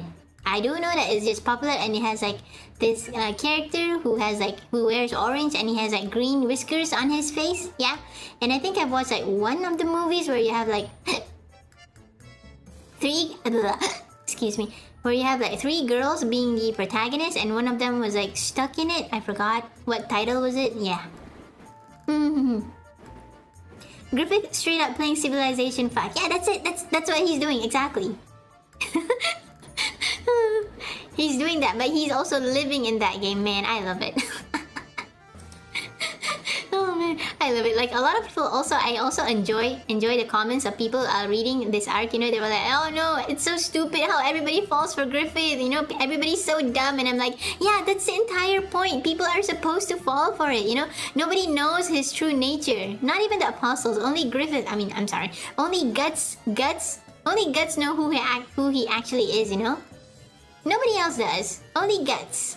Man, I love it. And people are angry about it, but I love it. Like, man. I love it. Wait, the dog hair orange protagonist is a boy? Yeah, isn't he a boy? He's not? I thought it's a boy. It's a girl? Oh my god. Is it a boy or a girl? The hack protagonist. I thought it was a boy. What the heck? Man. It was a girl? Huh? Can someone who knows a hack clarify? Alexander. Alex, if you don't mind me calling you that. Is it? Wait, no, not you. Not you, Metal Pig, yeah. Metal Pig, is the protagonist for Hack a boy or a girl? I thought it was a boy. I've always thought it was a he. I didn't know it was a girl. Was it a girl or a boy? So if you can reply, I would appreciate that. So for now, I will move on, to the next slide. Okay, this is just, you know, some interest. These are the two things that I like about the arc. Guts happiness, and also, you know, Griffith toying with everyone. It's just fun as heck, man. Okay, and the next one is like more of a trivia that I find interesting, you know. Ta-da! Ta-da! Ta-da! Okay, I need to drink for a bit. Okay, but by the way, yeah, I'm gonna move myself here. Bye!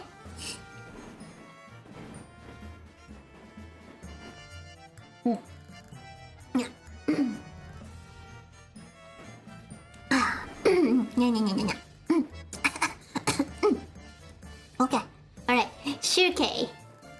Shirkei's namesake. Apparently, you know, the witch girl, okay. Apparently, she's named after a village in Germany, you know, associated with witches. So when I found out, I was like, oh my gosh, that's cool. No, that's why she has, like, you know, that name, because I thought her name was like, how do you pronounce it? It's supposed to be pronounced like what? Shirka? Shirkei? Shirka? I think I'm not German enough to understand this, to know this. I'm not German at all. Pretty sure Kite is a boy. Oh, it's a boy, man. Ice cream mouth, it's a boy. It's not a girl. It's a boy. It's a boy. The hack protagonist, it's a boy.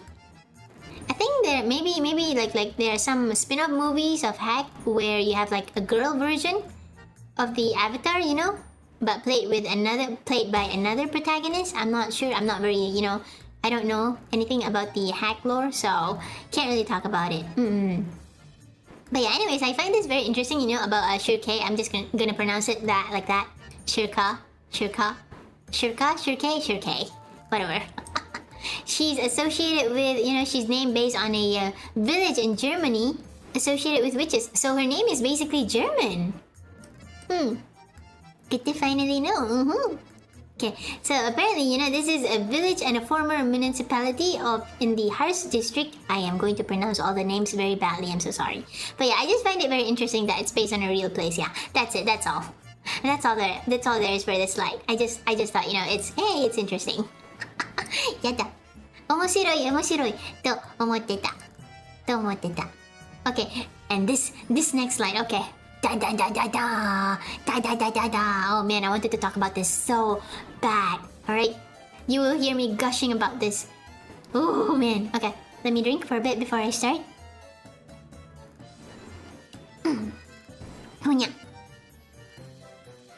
This is like naming that one antagonist Salem and Ruby. Oh yeah. So obvious. Yeah, but Salem is very obvious, you know, because the name Salem is it's very cliche, especially after you know, Stephen King wrote that book. What is it? Salem's Lot? Yeah.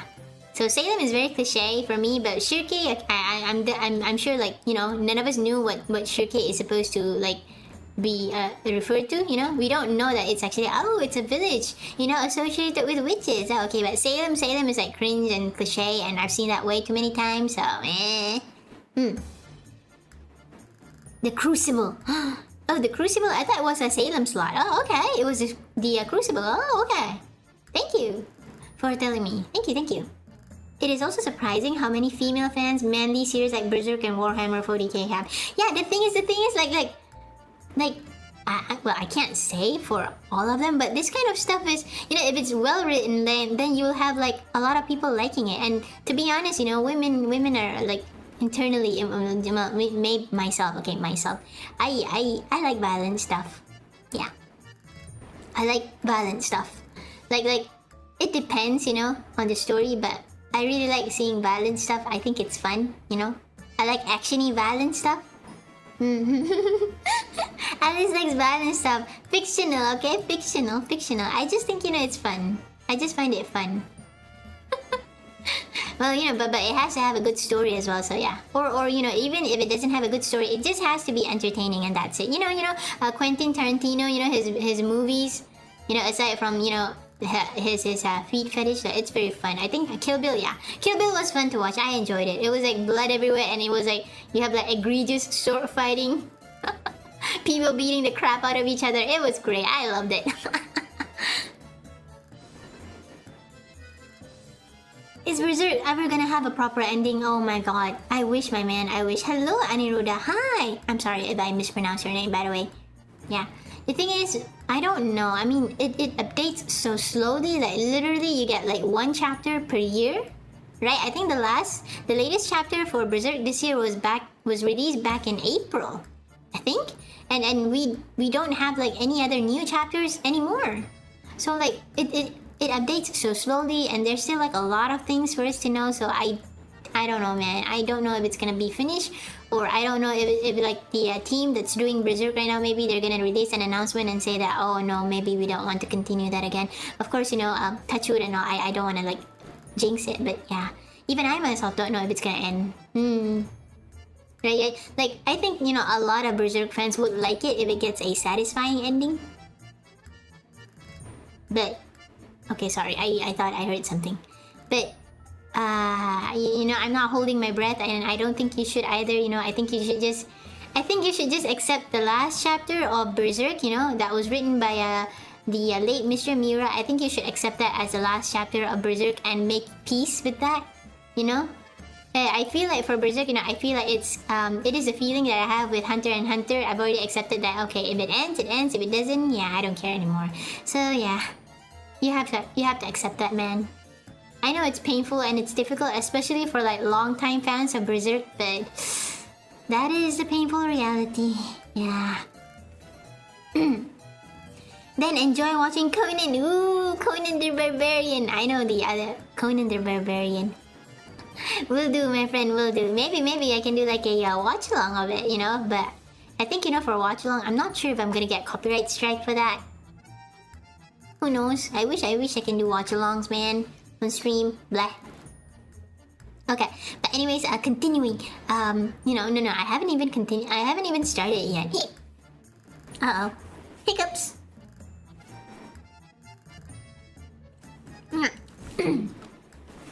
All right.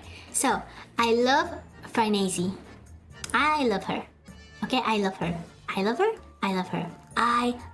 You can do watch alongs on Discord. That's what everybody keeps telling me, but I don't want to open a Discord. Like I said, I don't have any I don't trust myself to manage it well. I don't know how to use it properly, and I'm scared, you know, if I like mismanage it and like weird drama came out of it, you know, it is a possibility, it could happen, and I don't want to risk that. So yeah. It could theoretically get an ending from the new team. Yeah. It could. But you know, with the release schedule being so what was that word for it?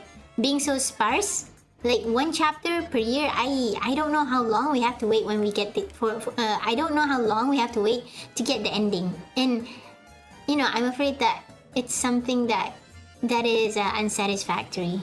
I think, you know, that is my greatest fear for things that I like, in that it gets terrible endings. Because, you know, a story can start badly, but if it, and people don't really mind when something starts badly, but the most important part of a story is its conclusion, you know? I mean, I wouldn't mind just a decent ending. It doesn't have to be like bombastic or super good. It just has to be decent, you know, ties all the loose ends, you know, gives justice to its characters. That's all I want. But yeah, I don't know, man.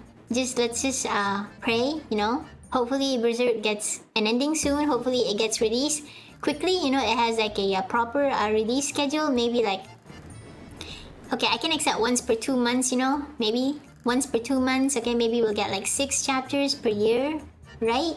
Yeah, so we could actually get the ending, but I don't know, and I can't, you know, make any conclusions because, like I said, I don't know. So I can just, you know, reread the stuff that I like and hope for the best. So yeah, continuing, I love Farnese. Okay, I never thought that I would care about Horse Girl. Horse Girl. that you know, that part was like so stupid when I saw it. Like yeah, I get it. The demons are coming, but why is it that, you know, why is it that every demon? Okay, I know it's just like perverted and all that, and maybe that's what Mr. Miura likes or whatever. But you know, I'm just gonna say that. Okay, why is it that the demons want to, you know, violently assault every female character that it sees? Like okay, you guys are demons, right? So you don't have like any human sensibilities anymore. So why are you horny for like, you know, human women? Like, you're not human anymore. You're like demons. You have like a completely different mindset, and you know, you're completely different from humans. Like, you don't have human lust. You don't have like human feelings, or do you? Like the first thing that they do is, oh, okay, we're gonna grape this girl because she's a girl. Why don't you do that for everybody? I mean, like, even guys have holes, right? Holes for everybody? Right, it's like, oh my god, whenever I see it, I'm like, I roll my eyes, but yeah, but the horse thing was funny, oh my gosh. The horse thing was funny, and the first thing that I thought when I saw it is like, Mr. Miura, I think, you know, maybe you need to like, watch some, you know, some prawn and watch some JV or like play an arrogate to get it out of your system first before drawing this. Thanks very much, yeah. Farnese is a very interesting character. Yes, I agree. She has two sides to her. I like the episode where she and Serpico work with Guts and the others. I find her very interesting too. I love her. Like I said, okay. She is. I like her basically because she is a very weak character. Okay, I have a thing for very flawed characters. Only if their flaws are acknowledged by the story, you know, and only if they get humble. They get humble. They get someone, you know, they get humbled. And they realize how weak they are. But despite that, you know, they still try to be strong. I like characters like that. I like weak characters who are told that, yeah, you're weak, okay, you're useless. And they're like, oh my god, I'm weak, I'm useless. But, you know, instead of like despairing about it, they slowly try to get better. I have a fondness for characters like that. You know? Her character development is the best in the show, personally, okay? That's what I think. Because unlike Guts and everybody else, this chick is weak. Like she is super weak. You know, you have Serpico, who's like pretty strong, and Guts, okay, we all like Guts, you know, Guts is a great example of struggling against destiny, but we also know that Guts is super powerful. Like, he is basically the most powerful guy in... the most powerful human being in the entirety of Berserk. Okay? There's no human that can rival Guts, alright? Even apostles can't defeat him. Like, this guy, who's just a human being, gives apostles, you know, basically supernatural creatures, a hard time, and he kills them. He just rips them to shreds. I mean, I thought the demons do the thing with the dudes. I don't think they do. I think they only like target like hot ladies. And that's the thing, you know, they only target hot women. They don't target all women. They target like hot women. It's like they have the same kind of, you know, aesthetics as a normal human being. And I'm like, well, aren't they supposed to be demons or something? Why are you making them like the same as, you know, a normal horny guy? Aren't they supposed to be scary demons? So silly. Lovely art style, yeah, Berserk, the great art style. Miura is amazing. You should see his pages. Like I will show you some of my favorite pages later, okay? But yeah, so Millennium Falcon is my favorite also because it fleshes her character best, you know, and she has like her best moments in this arc. Like, amazing, okay? Look, this chick, okay, wait, my head is like covering it, but yeah, this chick went from evil psychopath arsonist murderer to the kindest and humblest woman ever. And you know, I would have like some people would argue that, okay, she's insane. She was an insane murderer, you know, from when we first saw her, she was an insane murderer, and usually people like this, you know, people like this can't be redeemed because they're insane, you know, they're evil. I mean she kills and burns a lot of people. She even like burned Serpico's mom, I think, yeah. And you're like, yeah, that is correct. But for in Farnace's case, like, she has to face so much crap. Like, she starts seeing monsters. She was almost, she was almost like raped by the demon horse. Demon horse. Yeah, and she was possessed by the demons chasing after Guts. And not only that, you know, she has like during the conviction arc, she sees that her everything that she believes in, okay, was shattered literally and figuratively right before her eyes. So yeah, it's like she actually had to go through this so many harrowing experiences to change into the person that she is currently. So I think yeah. I mean, normally someone like her, they would just remain evil and psychopathic until the end. But you know, she met a lot of monsters. She almost died, and everything that she believes in was like mercilessly ripped apart. So I think, yeah, that is a very eye-opening experience, and it was very good on her. And she became a character that I liked. But you know what? I'm like I didn't expect to like her at all. Okay, I thought she was just like a wait. Let me move myself. Oh, okay, here I am. Ooh, don't forget that prototype chapter. That was also really well done. Oh, the one where Guts has to fight the guy who's kind of like Dracula. No, not like Dracula. He is Dracula. He's based on like Vlad. Yeah. He was Vlad Dracula, I guess. The first guy that he fought in the prototype chapter, right? Google gaga Google blah. That reminds me, I should have a drink. Thank you.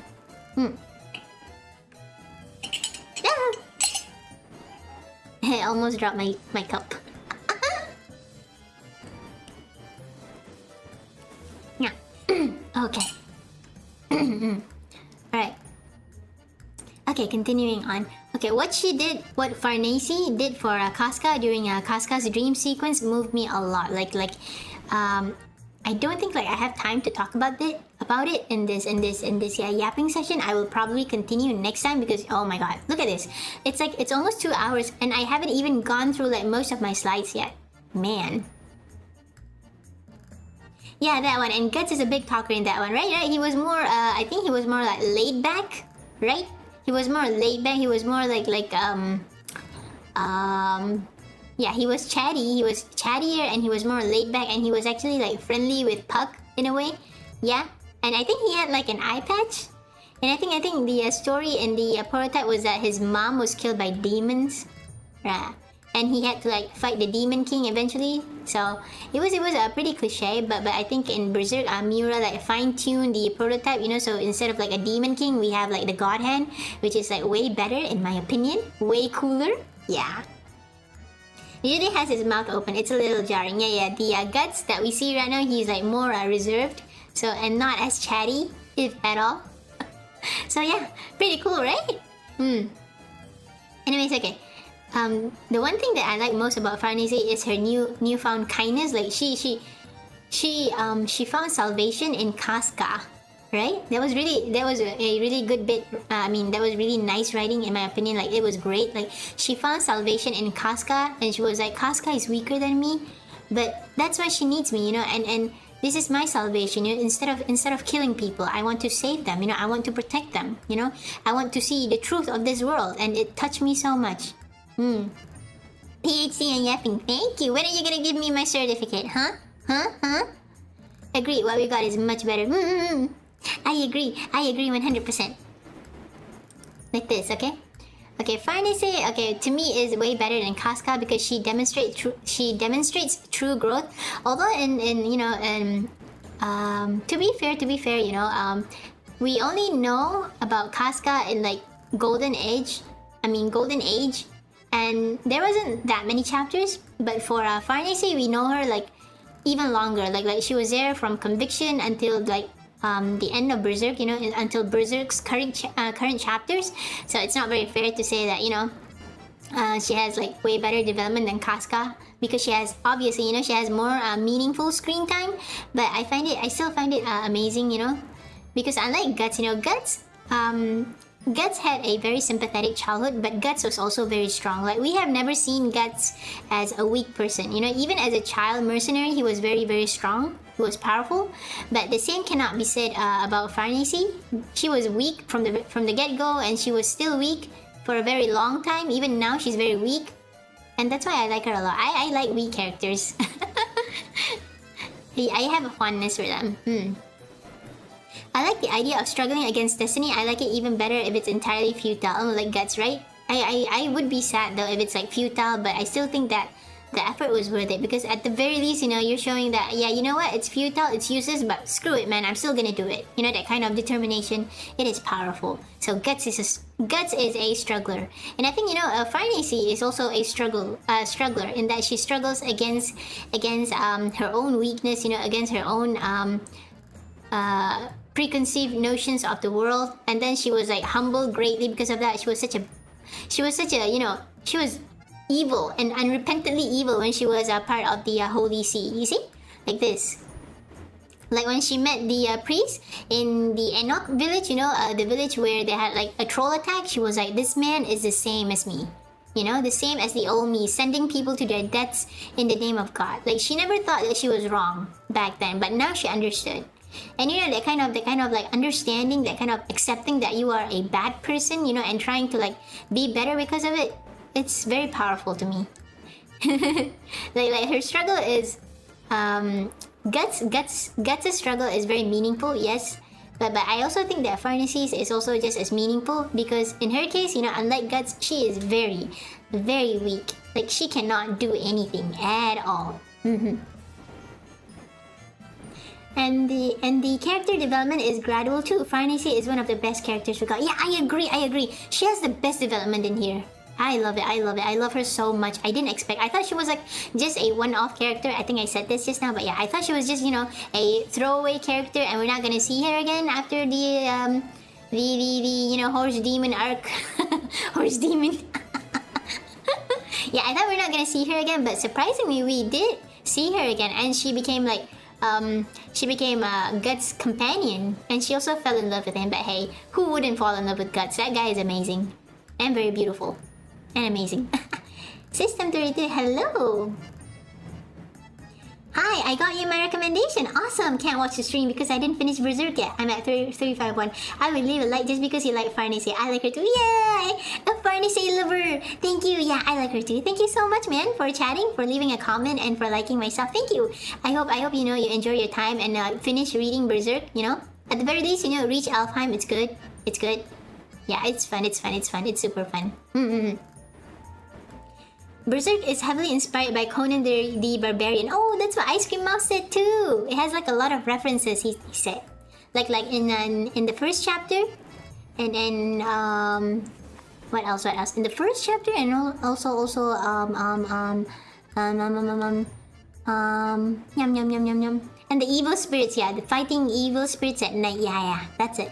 Yeah, that's what I was told. Ooh, okay. Heavily inspired by Conan the Barbarian, and it's pretty much one of the first fantasy series and original sword and sandal media. Oh my god.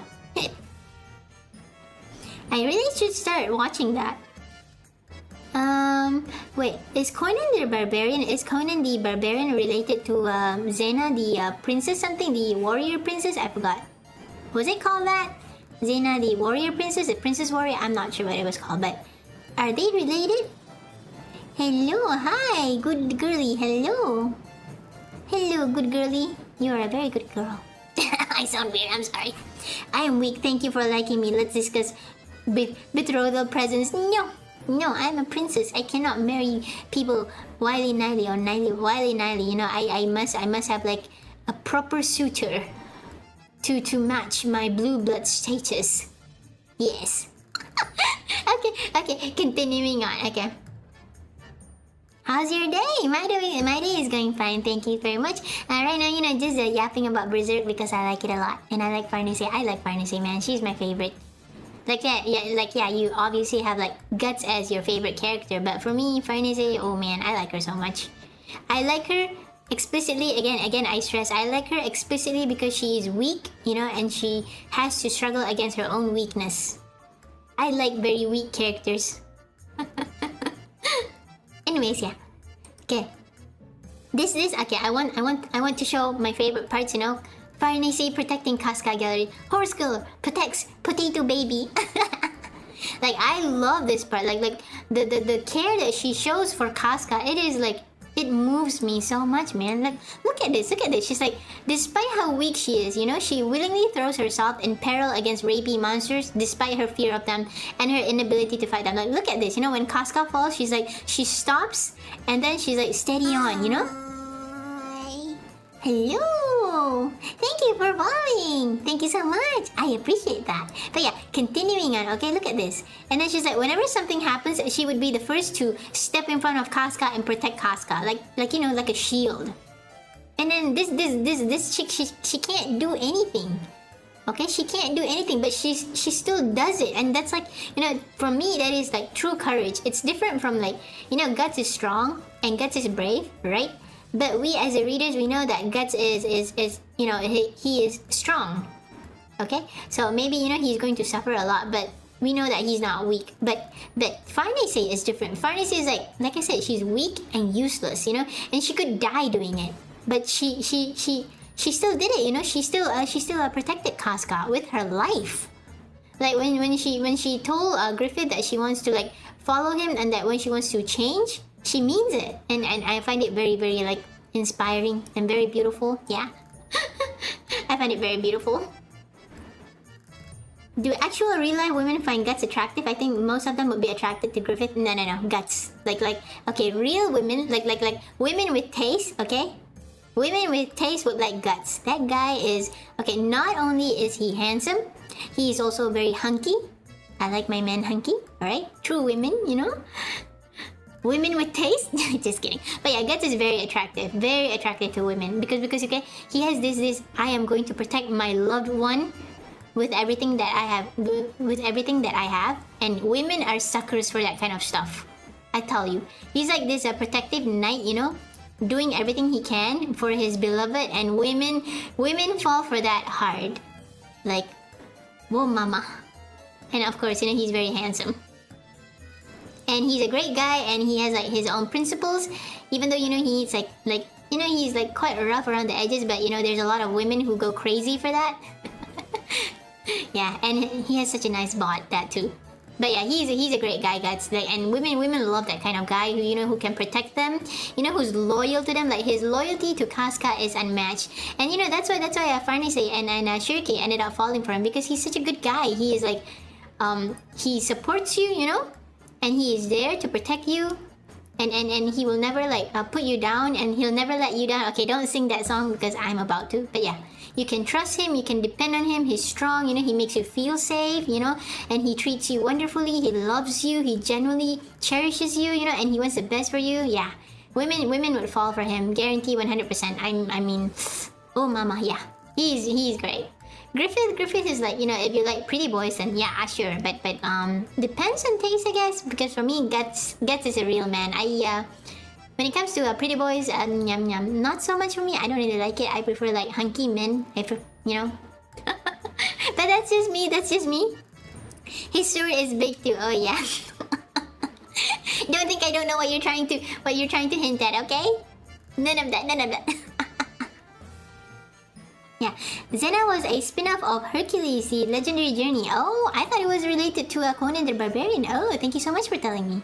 Oh, Guts has those big arms too. Yeah, yes.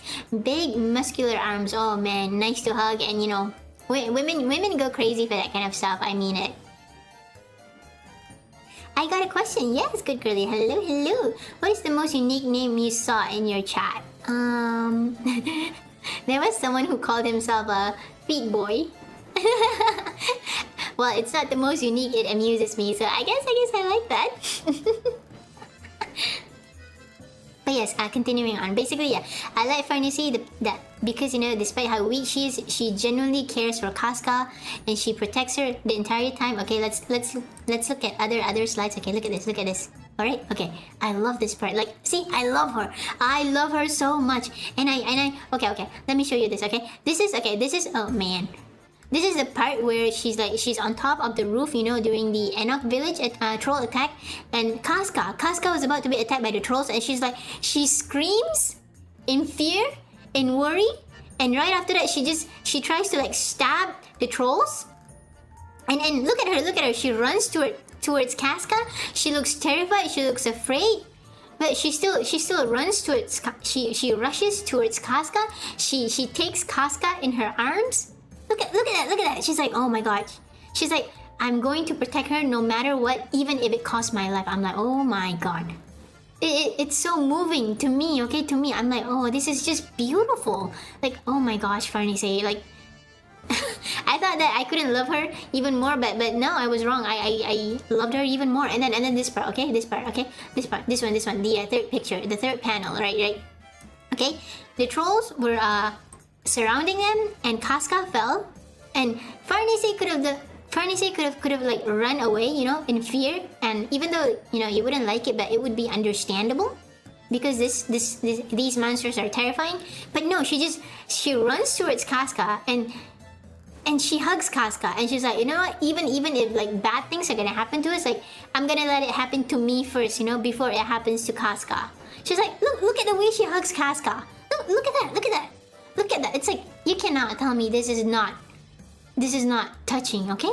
You cannot tell me that. Like, it's so wonderful. It actually brought tears to my eyes, and I'm not even exaggerating. Like, holy crap, oh my god. You would think that, you know, a manga like Berserk, the stuff that everybody says, oh no, it's full of grape, it's full of sexual, it's so sexual, all those stupid comments, you know. But you get the most beautiful and meaningful interactions in Berserk. Like look at this. Oh my god, I love it so much. Oh my god.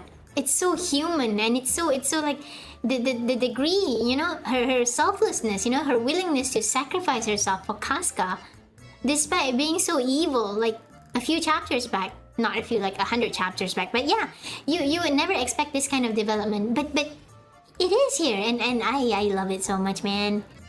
Super big over, but hello, it's pure human experience. Yeah, that's the thing. That's it. Yes, it's just lovely. like yeah, I know I said it, but you know, it brought tears to my eye. I'm not exaggerating. Like oh my god, oh my god, like oh my god, Farnese, I love you. Holy crap, I love it. I saw Berserk, I came like but yeah, man, I love it. Like when I saw her hugging Casca like that, oh my god. Oh man, words are not enough to describe how I feel, but just know that I really love scenes where Farnese shows how much she cares for Casca and how much she's willing to sacrifice just so Casca can be safe, because oh my god. There are two big archetypes for women, Kronk or Jack Skellington. The himbo and the goth boy. But yeah, and then okay, this is what Serpico said. Okay, this is Serpico's dialogue, like Lady Farnese laid down her life for someone else. Yeah, and he was right. Like that's what she did, and it is just, you know, I said it, but I'm gonna say it again. It's just beautiful. I love it. Yeah, I love it. She's my favorite, man. I mean, oh man, I want the best for her, man. I mean, I hope that, you know, and you know, in the like we all find out that after she, wait, I think I have the picture here. Okay, no, wait, I don't have the picture here. Okay, I don't. But we all find out that in my that later in Berserk, okay, she was fascinated and she was moved by Shirkei's magic, and she wants to be a witch. Okay. Not because she wants to be a heretic, but because she wants to be useful, and because she wants the power to protect the person that she loves. And usually, you know, you hear this a lot in, like, it's like a cliche in a lot of anime and manga. I want power to protect the person that I love. But in Farnese's case, it's very meaningful because we actually see how weak she is, you know, how much she's trying. So I like it a lot. There's no greater expression of love than to lay down your life for someone else. Yeah, exactly. And it is like, hey, hey, oh, hiccups. Let me drink. Man, I got excited, sorry. Okay, right. Alright, and for Farnese, it's like a testament, you know, to her new character, to how much she means when she says, I really want to change. And this is what she does, you know, she really does change, and she's trying her best, and her best is wonderful, and I like it so much. I like it so much, man. Oh, okay. Okay, that's all for Farnese. But you know, I love her a lot, and I hope she becomes a great witch, you know, in the future chapters. Although, well, we don't know how it's gonna turn out. So yeah, hopefully, you know, things turn out for the best for Berserk. So, but all we can do is just wait and see. So yeah. I got a question. Yes, please, good girly. Please, tell me, tell me what your question is. Just type it down, you know? If I can read it, if I see it, I will read out your question. Can you teach me something new? Oh, I'm not a very good teacher, unfortunately. But I can teach you how good Berserk is, which is what I'm doing right now. This is my Berserk is Great class. Okay, and next slide, okay. Alright, so a lot of people, find Casca as a plot device, which I completely agree. That yes, she is a good character in her own right, but for the entirety of Berserk, like for like 70% of Berserk, I would say 80%, yeah. She's just like a plot device for Guts, you know? Guts needed someone as like an excuse for him to destroy the Apostle, and that's what Casca is. But you know, I would be lying if I don't like her as a potato, because she has like a lot of these silly moments, like very tiny background moments that crack me up. Like, it's hilarious. Like, she tries to eat Puck many times. This is like one of the times, and then like I think there's one scene where she just ate Farnese's apple. But yeah, she's hilarious and she's adorable. Like the stupid things that she does, you know, it's just funny. I love it. I love looking at the stuff that she does, you know. She's she's mentally impaired, you know, after what happened during the sacrifice, you know. But she's hilarious. I find her adorable and funny as heck, man. funny. Casca eating snow is funny. Yeah, I think these are the flower petals in Alfheim. Yeah, but she's hilarious. The moments that she gets. Like yeah, a lot of people didn't like it. You know, I wouldn't say people didn't like it. Like a lot of people wanted her to get back her memory. You know, and to return being the badass Casca in Golden Age. But I didn't really mind her being the silly girl who doesn't know much. You know, who's like mentally impaired and stuff because she's so cute. Look at her face, man. She's so adorable. Look at that. She's so adorable and silly, man. I like her. It's so cute. It's so cute and funny. It's just cute, man. I like it. Okay. Also, I have another opinion. That is, well, I wouldn't call it like controversial or anything, but hey, it's my opinion. But anyways, yeah. Moving on to the next slide. Okay. Da, da, da, da. Okay, Sonia. Okay, Sonia is like a new character that's kind of like important in like Griffith's Falconia arc. No, that's a bit later down the line. Millennium Falcon arc. Like a lot of people didn't like her. A lot of people find her annoying, and I think personally, I think she is overhated. Can you discuss about chapter 83 of Berserk? Oh, not now, but maybe one day, because for this stream, I am doing like the Millennium Falcon of the Millennium arc. You know, so I will focus on that because there's like a lot of material in Berserk, and I don't think I can cover it in like one stream. So yeah, but one day I plan to cover that too. You know, I want to talk a lot about the stuff that I like. So yeah, thank you for the suggestion, but I will keep that in mind. Yeah, but not really for now. You know, I wouldn't like focus on the earlier chapters for now. Maybe one day, but for now, the Millennium Falcon arc. Okay, so continuing on. Okay, I think Sonia is overhated. I think, you know, because like she is very outspoken. Okay, and people find that kind of stuff annoying, I think. But honestly, I find her amusing. I like her a lot. I think she's interesting to me. You know, because number one, she is essentially a pawn to Griffith, just like everybody else. Like everybody worships the ground that Griffith walks. All right, including her. So you know. She and okay, if you put yourself in her shoes, okay, she is like a medium, you know, like a telepath. Like she can hear things, like here, you know. She's saying that she wasn't the only one who was lonely and anxious, you know. This is in reference to Princess Charlotte, okay. Like Sonia is not like any other girl. Like literally, you know, she can listen to people's thoughts and she can understand, perceive people's feelings. You know, she's like a literal empath, yeah. So she's not like any other person. So life for her, you know, with that ability is difficult. So when she found Griffith, you know, who can accept her as who she is, you know, someone that for the first time in her life she could confide in, and someone who can accept her and understand her, of course she was overjoyed. And of course she would love him because he basically also saved her, like both from the Kushan and from a life of loneliness and anxiety. Like she didn't know if she would get accepted by anyone ever until she met Griffith. Did I say Berserk just now? I meant Griffith. So yeah, I think, you know, if you put yourself in her shoes, like you would probably do the same thing as she's doing at the moment, you know? Like you would worship Griffith. Everybody is going to worship Griffith, and you would love Griffith. Highlight my message. Oh no, Creeper. Oh yeah. Okay, but yeah, personally, okay, I think she's hilarious. I love her a lot, and her interactions with Mule, you know, the guy here, it cracks me up. I also like her bond with Irvin, the apostle. This one, Apostle, like you know what, he is so cool. I'm gonna talk about him later. But yeah, basically I like Sonia. I think she's overhated. I find her interesting, you know.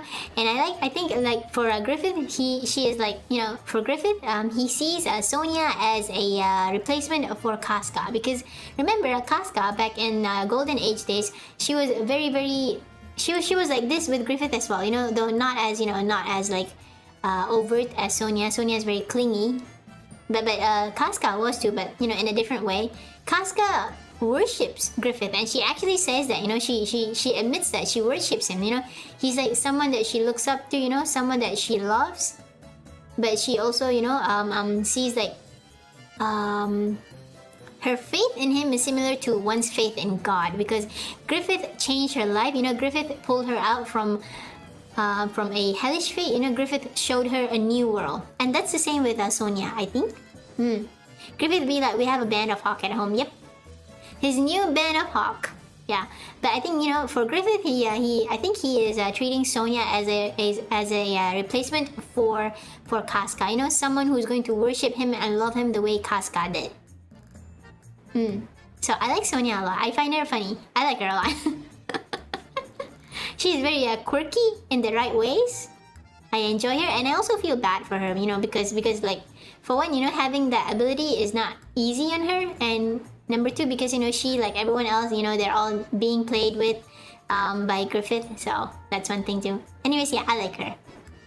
I don't find her annoying. I just like her, though she is, you know, being a she's very cheeky with Mule and also with Princess Charlotte, because she's jealous of Princess Charlotte. So actually, you know, whenever I see her jealousy, I chuckle. I thought it's pretty cute, you know. Maybe that's just me, but I find it cute. It's very human. So yeah, I like Sonia. I don't think she deserves, you know, people calling her annoying and stuff. Personally, yeah, that's what I think. Also, okay, next slide, okay, next slide. Okay, where is it? Okay, oh my god, damn, where is it? Okay, wait a minute, okay. Alright, here it is, okay? Irvin, okay? Irvin is a one of the new apostles who appeared in Millennium Falcon, and Griffith's one of Griffith's many loyal apostles. But he is so cool. Look, I never thought I would like an apostle. You know, either they're gross and ugly and disgusting and repulsive, both in terms of appearance and personality. But Irvin is not like that. Irvin is like, he's like the strong but silent dude, you know, who does everything flawlessly. Also, I have a weakness for like Robin Hood type characters. Like, look at his costume. Like he has this sick bow. And he dresses like some sort of like mysterious archer guy. Oh my god, I'm so weak to that man. Like, usually I wouldn't like this kind of like the way his costume looks like, but on him it looks so cool. And his apostle version. Look at that.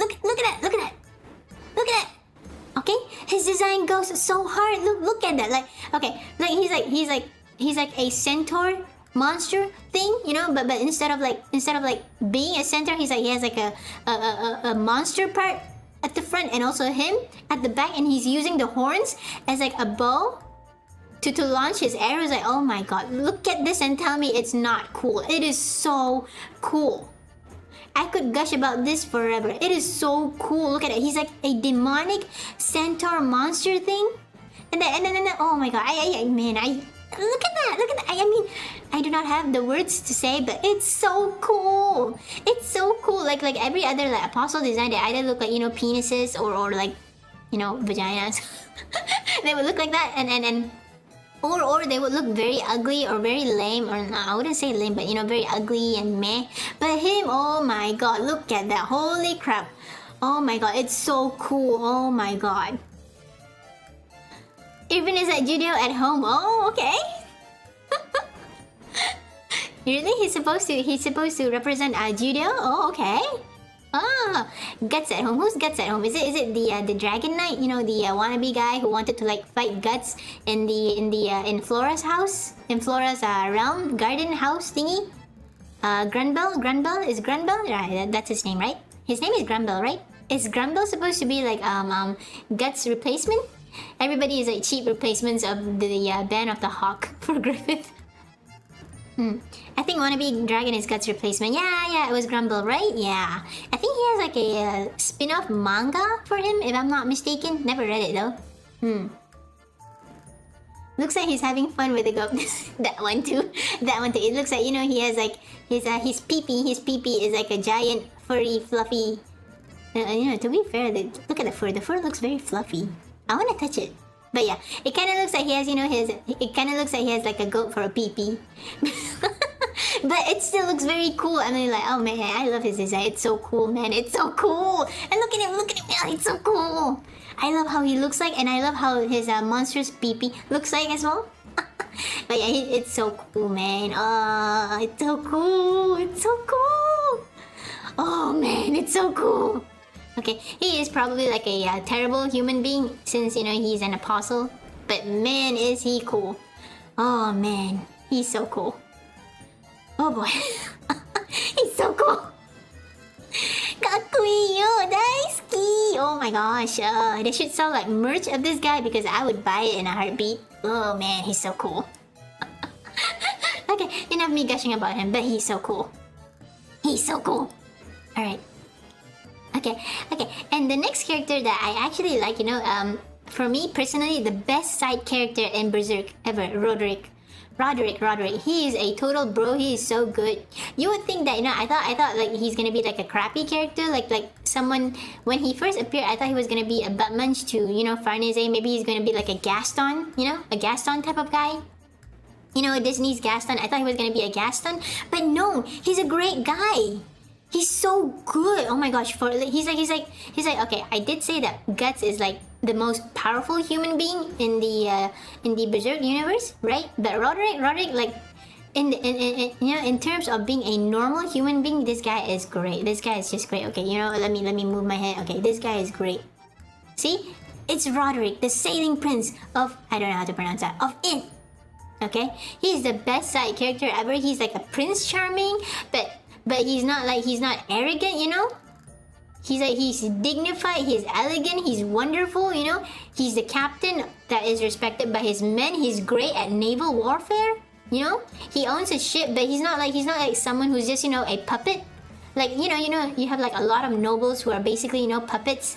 Like they have the title of commander or captain, but they didn't really call the shots. It would be someone else, but not for Roderick, no. Roderick calls the shots, and Roderick is good at it, and his men respect him and admire him. He's a great captain, he's a great guy, he's a great friend, and he genuinely likes Farnese, okay? He genuinely cares for her, and he genuinely wants to impress her. He's just, oh man, he's such a great guy. Like he's so awesome, man. Like, oh man, he's such a good guy. I love his character a lot. So and he respects and he admires Guts, and at one point, he kind of has the balls to try and be a Guts rival in love, because he knows that Farnese likes Guts, and he's like, okay, I need to be like better than Guts, but in a very friendly way. Anyways, I like this guy a lot. I think he's great, and I hope Farnese gets over her crush on Guts and gets together with Roderick, because this guy is perfect husband material. Okay, just now when you asked what kind of guys that women would like, it would be Roderick. Roderick would be the perfect one. Okay, people would like Guts. Okay, Guts is great as well, but Roderick for me is like 100%. He's like 5 stars, 5 out of 5, 10 out of 10. He's perfect. Okay, he's handsome, he's wonderful, he's strong, he is sincere. Okay, he's also an interesting guy. Okay, he is kind, he's considerate, he's genuine with his interactions with you. Oh man, I love him. And he's also very skillful, and he's also a prince. Like, he is literally perfect. Perfect. But that haircut, hey, shush. Okay, he has like a long ponytail behind, so yeah. He doesn't have that ugly parted hair like Gaara. Do not put him on the same level as Gaara after the stupid time skip where everybody grows. Hate it. But yeah, he has a nice hair actually. See? He has long hair. That's like number 1 in my book, okay? He has long hair, and he ties it so nicely too. He's like perfect, man. Love it. Yay, head pepper. Thank you, Brandon. I don't think every apostle is evil. Nah. I'm sorry, but all the apostles are evil. Sometimes, they have like some remnants of their previous humanity, like the slut count, when he was supposed to like sacrifice his daughter, Theresa, so that he can become a stronger apostle, but he didn't.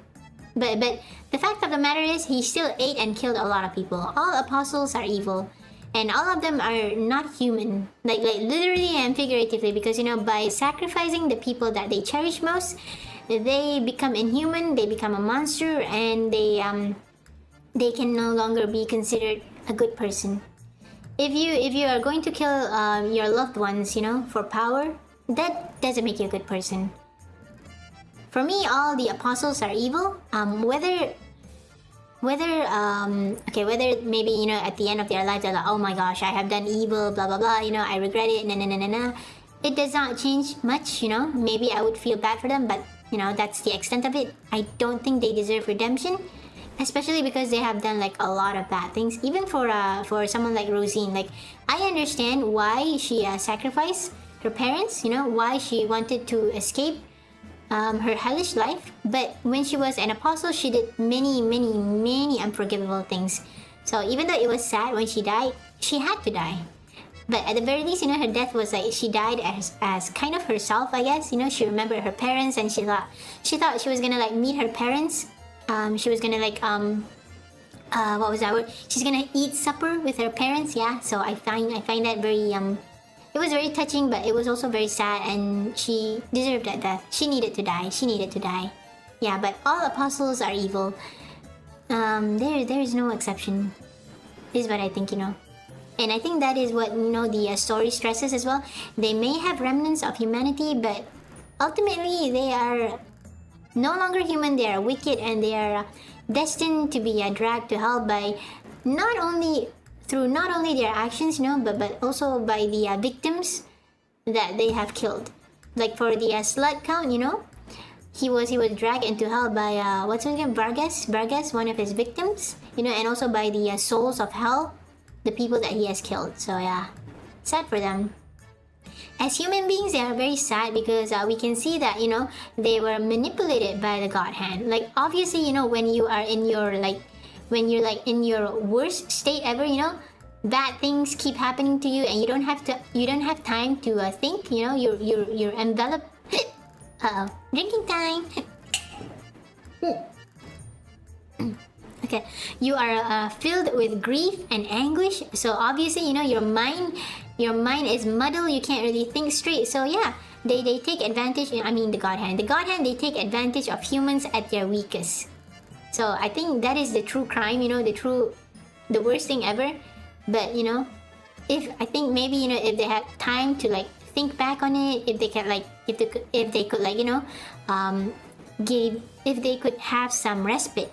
You know, I don't think they would like resort to something so evil and dramatic. But that's the thing about the evil forces in Berserk, you know, the God hand. That's what they do. They manipulate things, and then they target human beings at their lowest to sacrifice their loved ones, and basically to sacrifice yourself too, you know, turn into a monster. And then, you know, when you die, you get dragged into hell. Ugh. But anyways, I was talking about Roderick. Yeah, I like him a lot. I think he's a great side character. And even, you know, during the time when the Kushan tigers, I think, the monsters from Ganeshka's army, they invaded the ballroom. Right? The first thing that he did was, yes, he didn't try to just save his own skin. He tried to protect his best friend and his best friend's father. He's like, you two stand back. Like, he doesn't even know if those things are gonna like maul him to death. I mean, he knows, but he doesn't even know if he can survive those things mauling him to death. But he still does this. He's so heroic. Like, I have so much respect for him. I have a lot of respect for him. Who controls destiny, God or Griffith? Yum yum yum. It will be like in the universe of Griffith, you know. I think the lore is that the human beings, you know, people wanted something to blame for their misfortune. Okay, so their thoughts, you know, their thoughts, their desire for, you know, wanting to blame something for their misfortune created the God hand. So in a way, you know, the God hand, after they came into existence because of what humans wanted in the first place, you know, the God hand, they manipulate the destiny and the life of humankind. I mean, and I think, you know, it was hinted that the God hand, they were the reason for the 100-year war for Midland. Yeah, it was the God hand who did that. You know, yeah, the Skull Knight, he was supposed to be like King Geyserik from Midland, you know, from like generations ago, decades ago. So that's why he's like the Skull Knight now. You know, he's trying to kill the God Hand because he knows that these guys are the one who manipulated the human realm, you know, giving so much sorrow and pain and anguish to everyone. Yeah, I think, you know, the one who manipulated the destiny, it would be the God Hand. I see you have read the chapter 83. Yeah, of course. I have. But, you know, I don't want to talk about it now. I mean, I want to talk about the Millennium Falcon arc because it's my favorite arc. I am balding. Oh my god.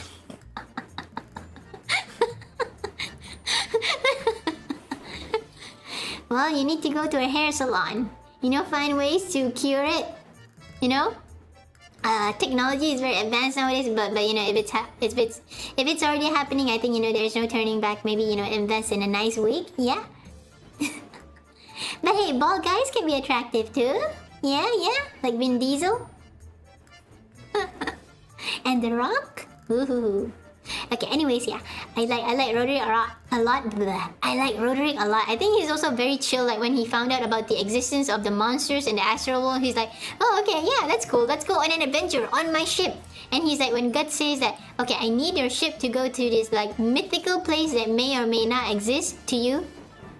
I know it exists, but you don't know it exists, but I need the ship regardless. And Roderick's like, oh my gosh, okay, totally, buddy. Man, take my ship, okay?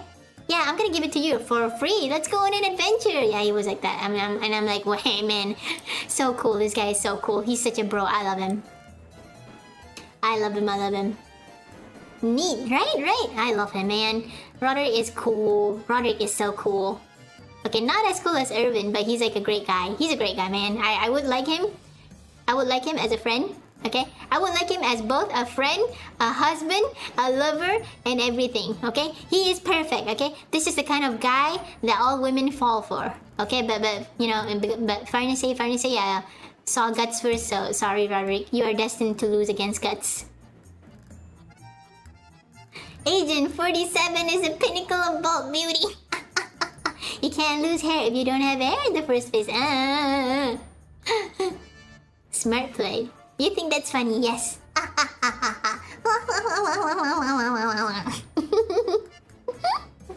Okay, so next slide. Oh my gosh, I have yapped for like 2 hours and 30 minutes, 2.5 hours. Oh my god. Okay. Next slide.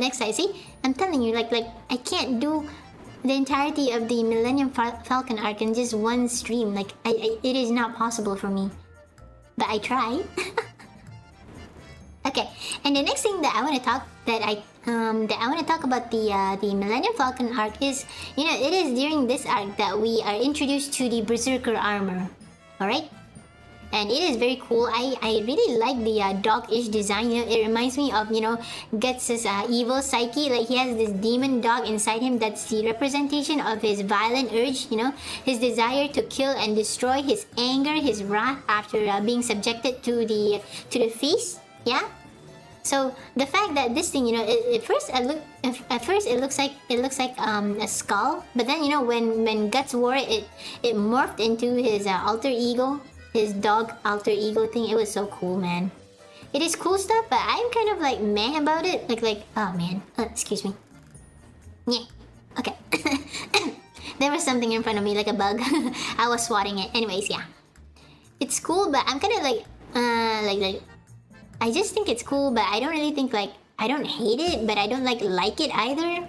Like some people, they don't like it because it undermines Guts' strength, which he has gained from fighting so many apostles. Like he's supposed to be the only human being who can go toe to toe against apostles, but the existence of this armor makes it like it's like he has a clutch. He's not using his own strength. He's using this magical thing, so it's not like his pure power against the apostles. So yeah, some people don't like it. Some people thought of it that way. Personal armor, no, don't call it that. Oh my god, darkness beast. Yeah, that's it. Yeah. The darkness beast. Personal armor, oh my god. That's a terrible way to call it. No, don't call it that. No. But yeah, I'm just meh about it. I think it's cool, but don't really care. Yeah. Some people don't like it. Some people like it a lot. For me, it's just, I guess 50-50. Yeah. Cinema. Oh, you like it? You like the Berserker? Oh, okay, cool. It does look very cool, but for me, for Alice, she's like, yeah.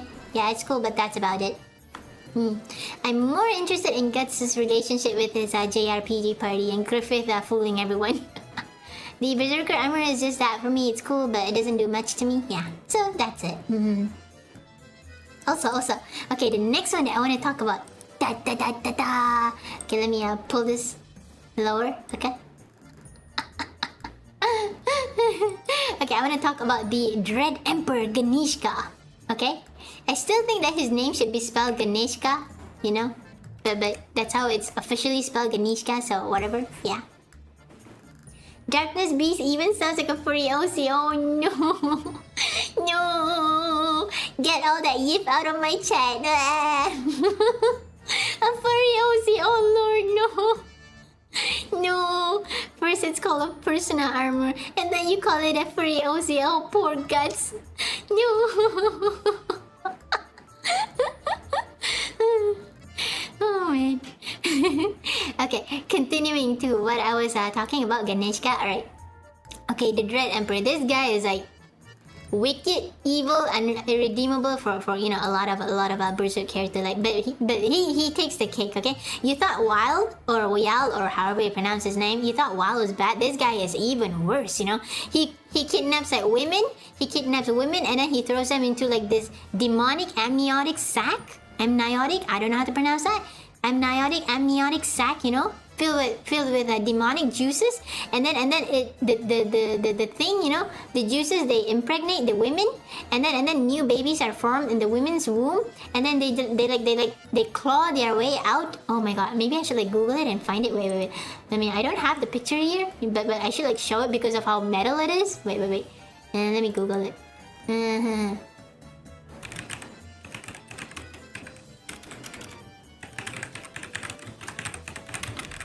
Okay, wait.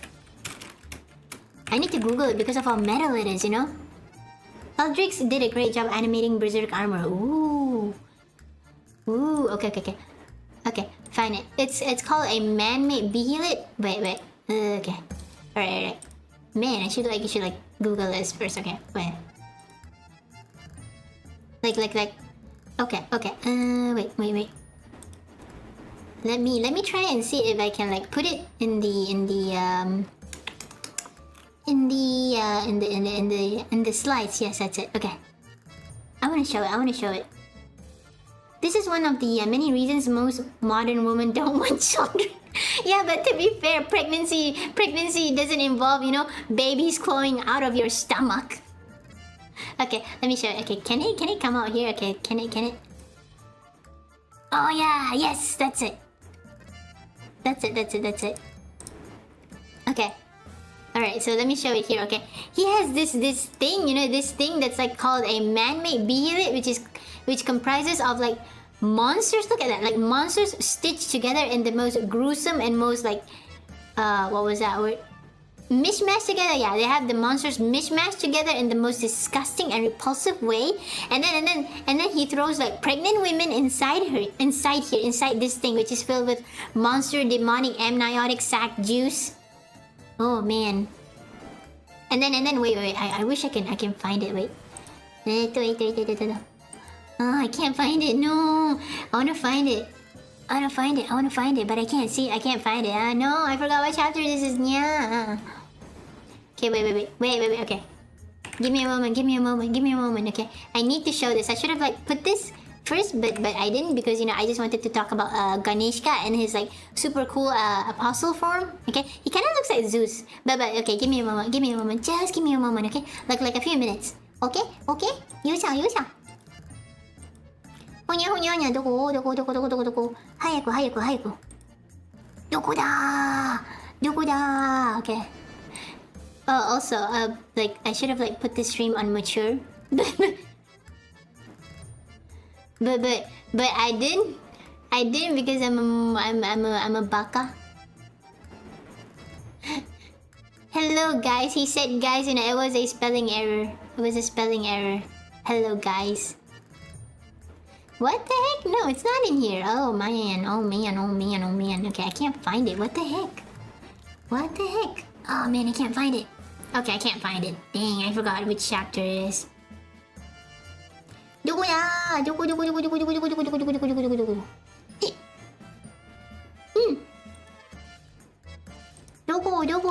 こ？ Mom, I can't find. I forgot which chapter it's in. Oh man.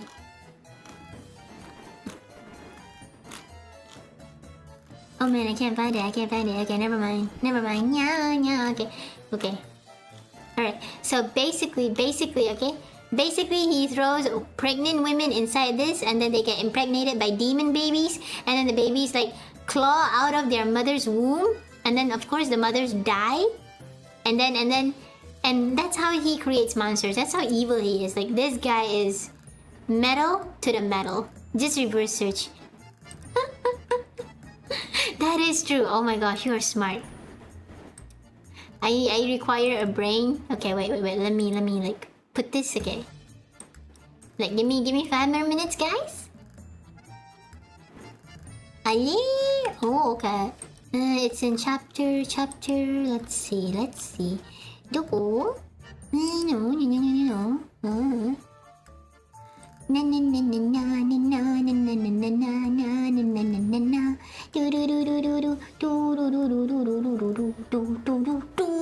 Okay, I can't find it. Okay, you know what? Let's just leave it as it is. But yeah, you should totally read it, the manga. Okay, where it happens. Maybe it's a good thing that I couldn't find it, because, you know, if I put it, then I would probably like get strikes or whatever. So yeah. Anyways, okay.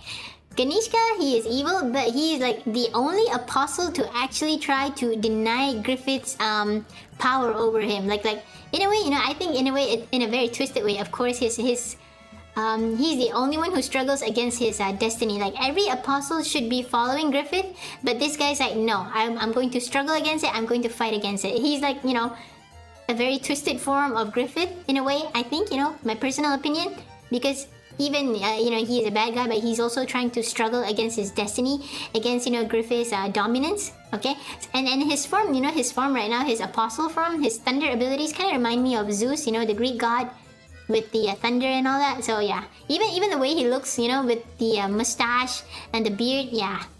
He admittedly, you know, even though he's like terrible, he has like super cool powers, so I like it a lot.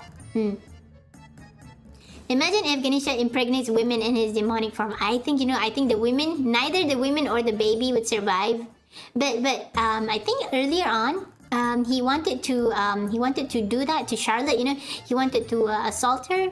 You know, I'm scared of saying the word grape because I don't know, man. Tio is just weird, like words are censored or whatever, blah blah blah. But yeah, he wanted to like do that to Charlotte. You know, he wanted to impregnate her so that she bears his baby, and then so that he can conquer Midland. He can become the rightful king of Midland. So that's what he wanted to do at first, but he didn't, because he found out that, oh, Princess Charlotte is Griffith's lover, so he's not gonna do that. But yeah, his final form is so cool. It's disgusting, but it is so cool. Okay, look at it. Look at it. Oh my god, look at this. He turns into this giant monstrous figure, you know, with like lots of tentacles coming out of him, and these things, you know, comprises of his face. Like okay, I have the picture, but I didn't put it. Like okay, this is it. Okay, it's so gross, but it's so cool. Okay, it's so gross, but it's so cool. Okay, I see it. Okay. Let me put it. Okay. Like, look at this. It's amazing. Like, and all of these, you know, they're made up of these things. These are tiny things. These tiny things. Okay, look. Shimatta. Okay. These things. Look at this. Like. The whole thing, you know, his monstrous form is this. It's this like these tentacle things that kind of look like his face, and then all of them combine together, you know, to create this monstrous thing. It is so amazing. That's why he didn't have balls.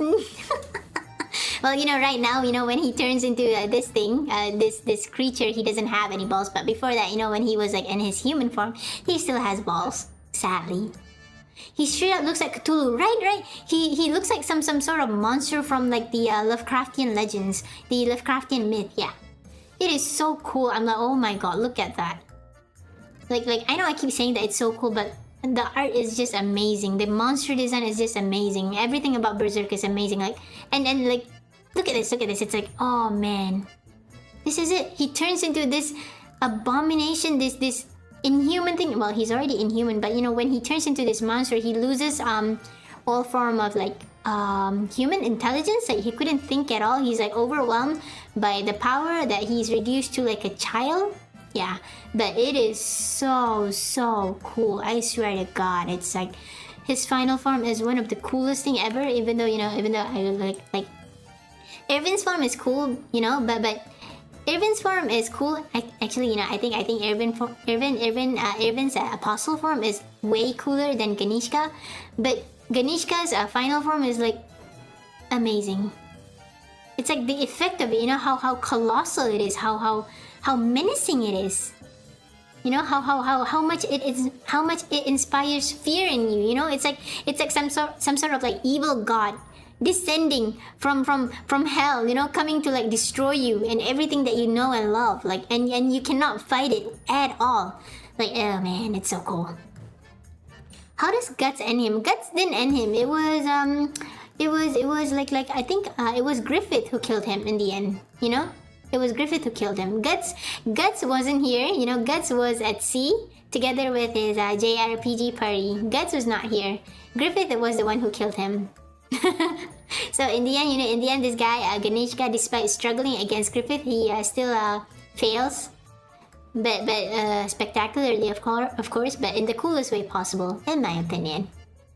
It's so cool, man. It's so cool. I love it. Oh man. All right, and speaking of you know, Cthulhu, right? Cthulhu and the Lovecraftian myth. Okay, the later part of the Falcon of the Millennium arc, it involves Guts and his friends and his JRPG party. You know, fighting a Lovecraftian inspired monster. You know, the sea god. You know, a lot of people like the many of Berserk fans, you know, they call it, you know, Guts on a boat for like 9 years because it took like 9 years to finish the arc. Wow, the patience of them to wait for that long. I don't think I can do that. Okay. So, you know, you have like this one arc, okay, later on, where Guts and his friends, they encounter the sea god, which is one of the astral creatures that have intercepted the human realm because of Griffith's actions, right? So even though you know the arc was kind of like a bit long for me, you know, and you have like these annoying pirate characters who just won't die. They were supposed to be like comic relief, but I got annoyed with them. After a while, I'm like, oh my god, stop appearing. Yeah. I think Guts and Zod killed Ganishka. It was him? Oh, I thought it was Griffith. I thought, you know, I thought no, it's Guts and Zod. They killed not Ganishka. They killed Daiba. Well, they didn't kill Daiba. They killed like, wait, is it this? I thought Guts and Zod, they destroyed Daiba. Okay, maybe not. Oh man, it was Guts and Zod. Oh, okay. I thought it was Griffith. Man, okay, got it wrong. Have to reread. So did Griffith use his god hand powers on Ganishka?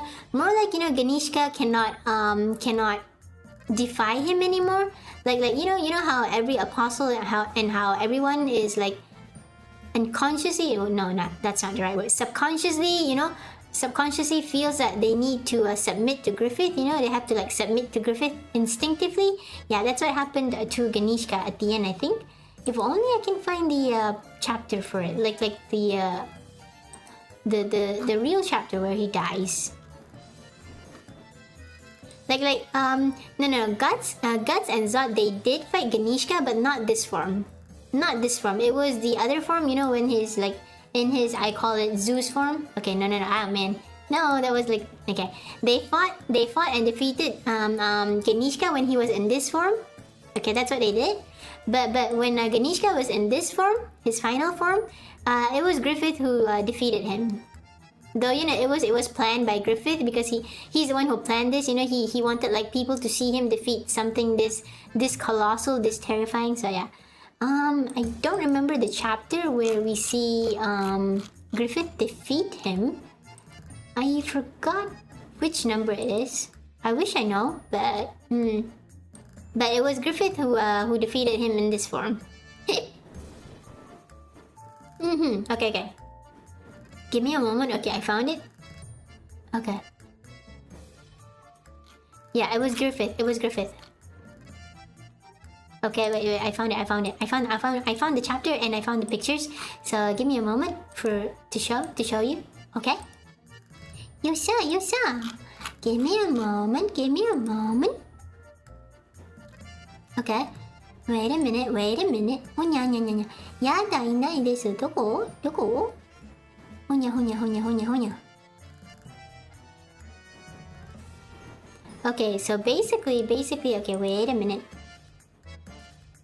He does use his God Hand powers on Ganishka in a way, you know, because he was forcing Ganishka to submit to his brainwashing.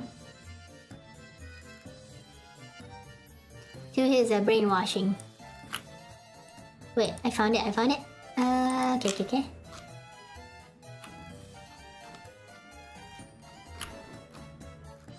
Okay. Give me a moment. I keep saying that, but for real. Okay. Wait. Doko. Bear with me for like a few minutes. Maybe I should like pause for a bit because you know I have been talking a lot.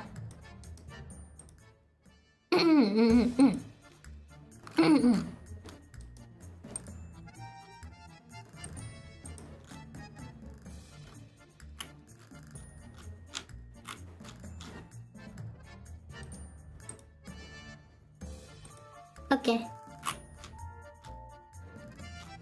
Yeah, it was Griffith who defeated him. He has like a final like he rallied people. Like there was like a huge arc where okay, let me just show it. Okay, so basically, okay, when Ganishka, okay, let me like open like a new let me duplicate this slide and let me delete it. Yeah. Okay. Yeah. All right. So basically, when Ganishka transformed into this, okay, he was supposed to be this monster that was that everybody defeated through like sheer effort, you know. So demons and humans, you know, they worked together to defeat him, and it was Griffith who did that. Okay, it was this one. See, it was this one. Okay, see Griffith. So Griffith, he appeared like a hero in front of everybody, right? He appeared like a hero in front of everybody, and then he's like, we have to all work together to defeat the monster, you know. Giant worms, right. So I think this is also the scene where a lot of people hated Sonya, because when everybody saw that you know they were demons, they were apostles together with them, they're like, oh my gosh, it's apostles. But then Sonya's like, okay, Sonya's like, you idiots, okay, you idiots, okay. She calls everybody idiots, and then she's like, okay, let me. Okay, and then she gives this speech. They're like, what was that? What's that voice in my head? Who the heck? Okay? And Sonya gives this speech that a lot of people hate, okay. Where it is? Okay, this is one of it. And oh my god, go away PowerPoint. Oh my god. I mean, not go away PowerPoint, go away, you know, the suggestion. Okay. So during this time, Sonya's like, humans? Demons? What does it matter? So what if there aren't humans? So what if they're not? So what if they're demons, you know? And she's like, what matters is whether we fight beside Griffith, the Hawk. After all, we're all the band of the Hawk, okay? So she gave this speech to everyone, you know, like your typical cliche shonen stuff, like, oh no, we have to work together to fight the enemy. We're not, you know, we have to, like, even though we're demons, you know, even though we're not. Wait, what am I saying? Okay, even though we're different, you know, we're demons, you know, some of us are demons, some of us are humans. No, we have to work together because we are the band of the Hawk, you know, that kind of stuff. But obviously she was wrong, and we know that, right? Like, apostles can never mingle with human beings. Apostles eat human beings, okay? They are dangerous, they cannot be redeemed. Like I said, none of them are human at all. Sonya is pretty much Golden Edge Casca. Yeah, that's it. She was meant to be like a replacement for Griffith. Like she was like, everybody, we have to fight together, you know? And blah, blah, blah, blah, blah. And then everybody's like, yeah, she's right. Okay, wait, I think there's this part. Wait a minute. Okay, and then there's this part where we're, you know... Yeah, okay.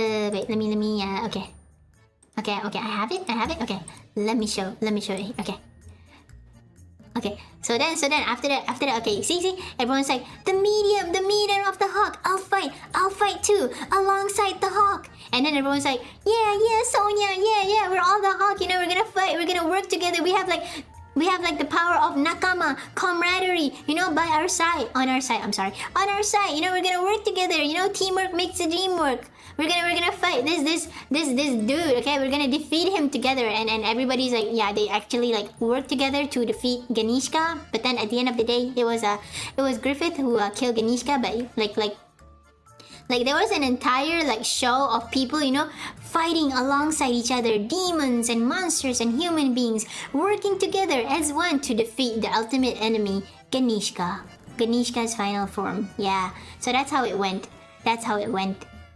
A lot of people didn't like Sonya for that, but I find that a really good scene in that it shows how much Griffith has manipulated everyone, and it's like for me, you know, it's like a jab to series, to shows where they have, you know, oh, even though you're human or monster or demon, it doesn't matter, we're all the same, you know, we fight together as one, that kind of stuff, which, you know, admittedly it can get kind of annoying sometimes. It's kind of cliche, so unless it's done well, but most of the time it's very cliche for me. So this scene is very I find it like, you know, it's like it's mocking stories like that, you know, mocking stories that's all about, you know, let's work together, you know, there's no such thing, you know, there's no discrimination between humans and monsters, you know, we're not different at all, you know, we fight together as one, so that's why I particularly like it because of that. Sonya may betray Griffith in the future, you think? I don't think so, I'm not sure. I think she's like way too deep in her obsession and love for him, so yeah. I don't know, man. Even Casca is still in love with, like, she still cares a lot about Griffith. But you know, that was like after, I mean, before the sacrifice. So, but we don't know how what Casca feels about Griffith after the sacrifice because she's still a potato. So yeah, that's it. Okay. So yeah, that's how Ganishka ends. But I think, you know, for a villain, he's really good. He's really menacing, and he is like the most evil thing ever. Okay, but we also like see like part of his childhood showing why he's like that. It does not excuse what he has done, obviously, but it's cool. I like it when they do that, you know. They give us a reason why this guy is such a butt munch, and why he sacrificed himself. I mean, why he sacrificed his loved ones to be an apostle. Yeah, he has very cool forms. Okay, so cool. And you know, we can see like Guts and Zod fighting together, teaming up to defeat him. So that's one great thing. That's great too. I have talked way too much. Oh man. But okay, let me like go through like some other slides, and then maybe I will end this stream soon. Okay, but yeah, basically I think Ganishka is cool, and I think it's also pretty cool that he is the only apostle that tries to defy Griffith's dominance. You know, he tries to struggle against it, you know, which is why he's fighting Griffith. But at the same time, I also think that this is something that Griffith predicted. You know, he wants to make the Kushan Empire like one giant enemy that everybody defeats, you know, to show that, oh, we all work together to defeat this common enemy, and now we are united as one, you know. And I'm the one who caused this, you know, I'm the one who made this happen, so now everybody's gonna worship me even more, that kind of stuff. Oh, bye-bye, good night. Okay, thank you for coming to my stream. Star of Sabathon, hello, hi. Hello, welcome to my stream where I talk about Millennium Falcon arc of Berserk. Admittedly, you know, it's almost 3 hours, so I'm probably like gonna end soon, but I have like some slides to go through, so yeah. Yeah, basically, yeah, I think Ganishka is cool. Terrible guy though. I think everyone is cool, yeah. But he's a great villain. Okay, so I have some brainworms, and I'm telling me about some stuff, okay? And I want to talk. I want to move on to the Sea God arc in Millennium, part of the Millennium Falcon arc. I don't think it's a standalone arc. I think it's also part of the Millennium Falcon arc. Or maybe it's part of the Falconia arc. I'm not sure. I forgot. But you know, it's like it follows the arc, so that's one thing. Maybe like it's a different mini arc. Yeah, let's call it that. So yeah. So in this arc, you know, okay, in this arc, okay, Guts and Co, they have to fight this creature, this Lovecraftian monster-ish creature, you know, that looks like this. Okay, that looks like this. Okay. They have to defeat it, because if they don't, this thing is gonna kill them. And you know, I have some like brainworms. Like, okay, when I read Berserk, I had this idea that it is you know, it has some similarities to Pinocchio, you know, parallels to Pinocchio in that, you know, first you have like Puck, you know, he's like Guts' Jiminy Cricket, you know, in that he is Guts' the good voice in his conscience, yeah. His conscience is what I think, you know, because he keeps Guts human and accompanies Guts during Guts' darkest times after Golden Age. But you know, Puck he loses his role after Guts established his JRPG party. You know, he was sidelined and he became like a comic relief alongside Isidro, which is too bad for me, you know. I mean, like, I liked him when he was the only one who, you know, advises Guts, you know, and you shouldn't do this, you shouldn't forget your humanity, you know. So I like that, but didn't really like how he was like turned into very very fourth wall breaking comic relief. So but it's I guess it is like Miura's Mr. Miura's kind of humor, so it is what it is, yeah. Also, we also have like Moonlight Boy to calm Guts when Guts was in his like darkest times, you know, when he was going to be like possessed by his own wrath and anger whenever he dons on the Berserker armor. Puck didn't do anything, like I think Puck loses his role, you know, his usefulness, aside from being, you know, the designated healer alongside with Ivalera, yeah. But he uses his usefulness, he loses his usefulness during the Millennium Falcon arc, even before that, I think, actually. Yeah. That's what I think. Right. Also, okay. Also, okay. Just now, this, okay. The Sea God, okay. So the Sea God, to me, okay, the Sea God, he's supposed to be this giant whale thing with like this beard thing, this tentacle thing, okay. And the moment I saw it, I was like, oh my god, it reminds me of the dogfish.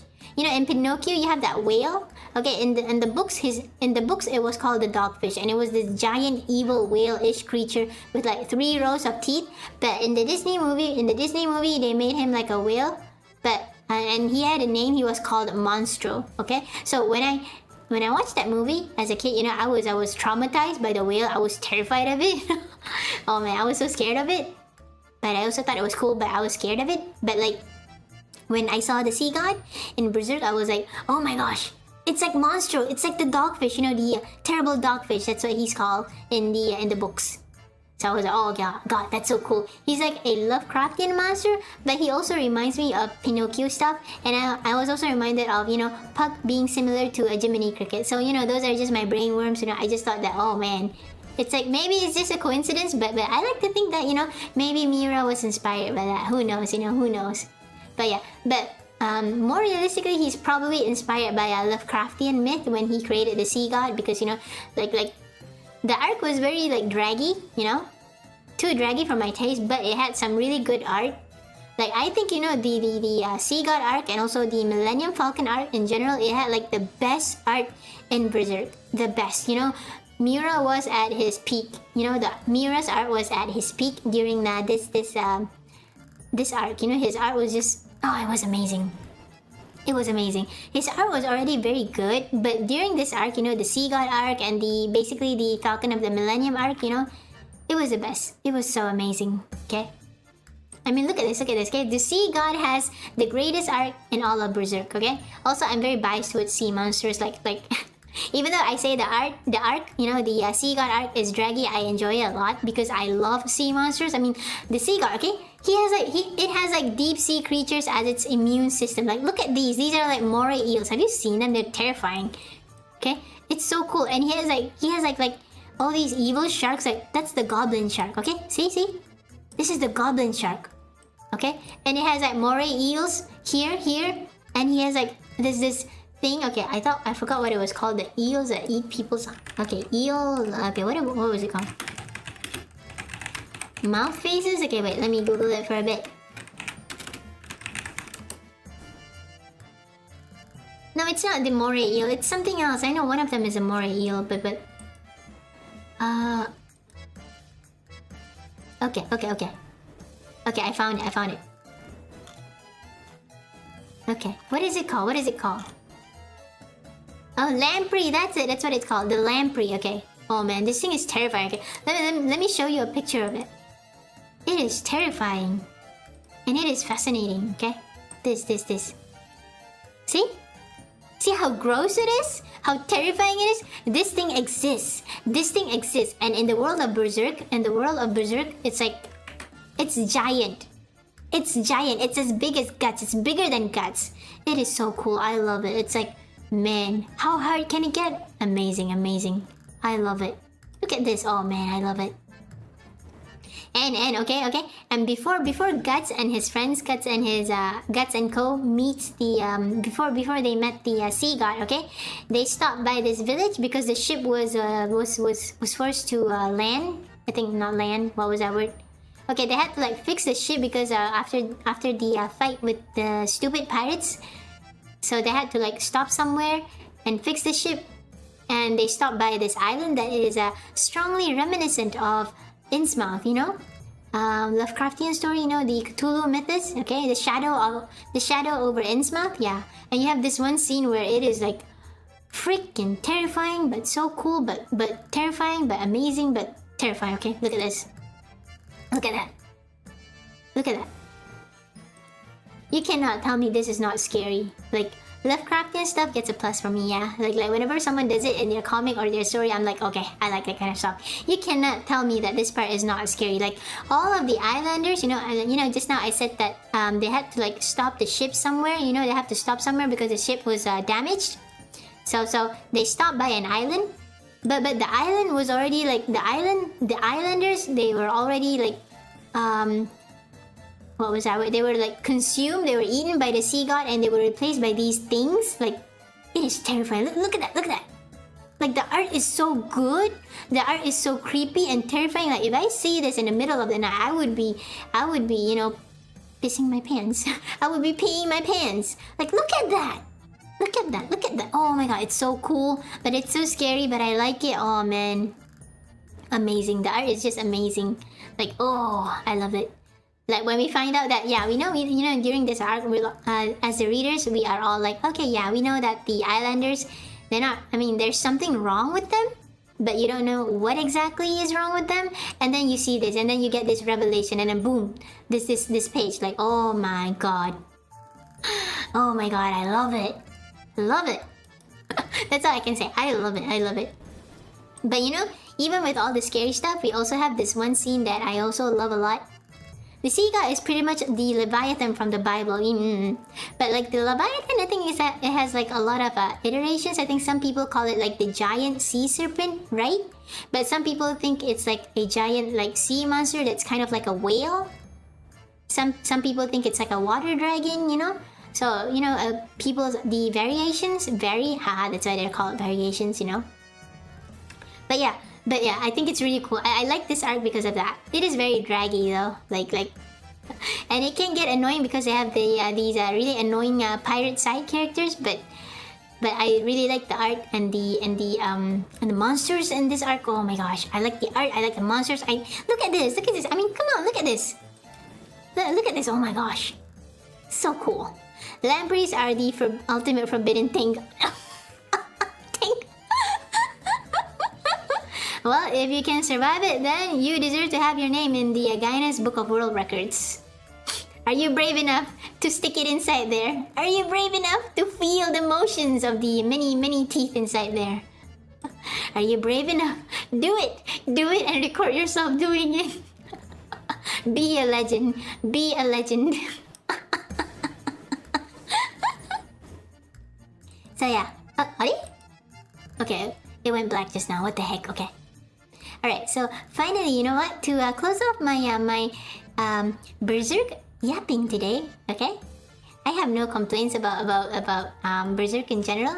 Of course, there are like some minor things, like very obvious things, but I will go about that maybe a bit later. But right now, I want to show you this picture that is also very beautiful. You know, it's like one of the most beautiful things in Berserk. You know, despite the scary monsters and stuff, you know, you also have the scene, which is okay. You can't really see it much, but let me zoom in. Okay, this is when Guts, you know, Guts, he fought and defeated the Leviathan, you know, the sea god. Okay, we call it the sea god, but he basically just one-shotted a freaking sea monster, a sea god. Like he killed a Lovecraftian creature. Like this man, this human, okay? Okay, even when he has, you know, his berserker armor, it was still him. This guy, a human being, okay? He killed the sea god and he was about to drown and die. But then you have all these mermaids coming in to pull him out. And oh man, look at this. It's beautiful. The painting. It's like some sort of painting that you see, you know, like the famous works from the times of Renaissance, you know? The kind of thing that you would see on a museum wall. Yeah. I think it's beautiful. Like you see like mermaids pulling him up, you know, helping him, and then, you know, this I also like this art because it shows that not all astral creatures want to kill human beings, want to eat human beings. There are some of them who are kind towards humans, you know, that can work with humans. So this part is just beautiful, man. It was amazing. It was an amazing conclusion to the Sea God arc. I like it a lot. Some people say that Mount Everest itself is the Leviathan sleeping. Ooh. Could be true, you never know. I accept all conspiracy theories, but it could be true. But yeah, this is beautiful. I just want to say that it's beautiful, man. I just needed to show it to you guys. I need to share this beauty with all of you. Like, it's so ethereal. It's like, it's magical, fantastical. It you know, it encapsulates Berserk as this high fantasy thing. Like okay, in the early parts we know that monsters exist. We know that, you know, Berserk is a fantasy. There's monsters, there's like fairies, you know, you have Puck, but you don't really see much of the world. But in Millennium, in the Millennium Falcon, the universe of Berserk is expanded. You know, we see like a lot of monsters, a lot of trolls. You know, we learn about the astral world, you know, about witches and stuff, and how these worlds collide. Okay, we see many other creatures, you know, like the mermaids, you know, for example, and the sea god, of course. Yeah, it was amazing. It is the arc that cemented Berserk as a high epic fantasy, and I really like it. Like, you don't see that in the early parts of Berserk, so yeah. Man, I like it a lot. Oh man. Okay, but yeah, I think that's my last slide. I don't think I can, like. It's been like 3 hours of me yapping about this, and I think I should stop by now before I ruin my voice. But yeah, that's it for today for my yapping about Berserk. I might do this again, you know, talk about something else as well.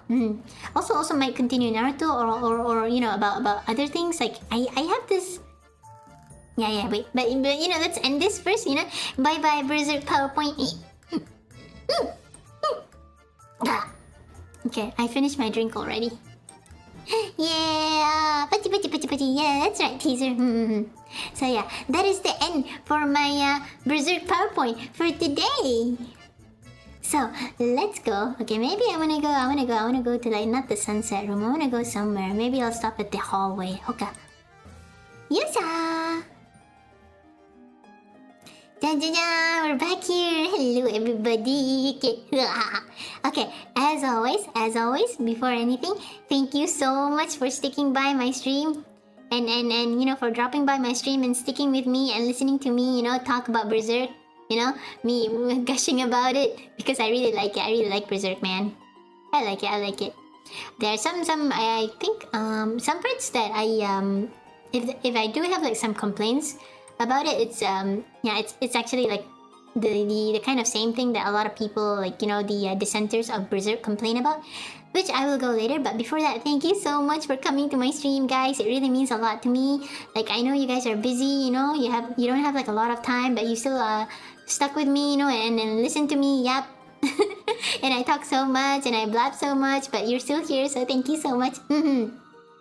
Guts would kick ass in Soul Calibur. Yeah, exactly. Like I mean, like, the Soul Edge would have no effect on him whatsoever. He would not be tempted, you know. He would just cleave Soul Edge in like half with his Dragon Slayer.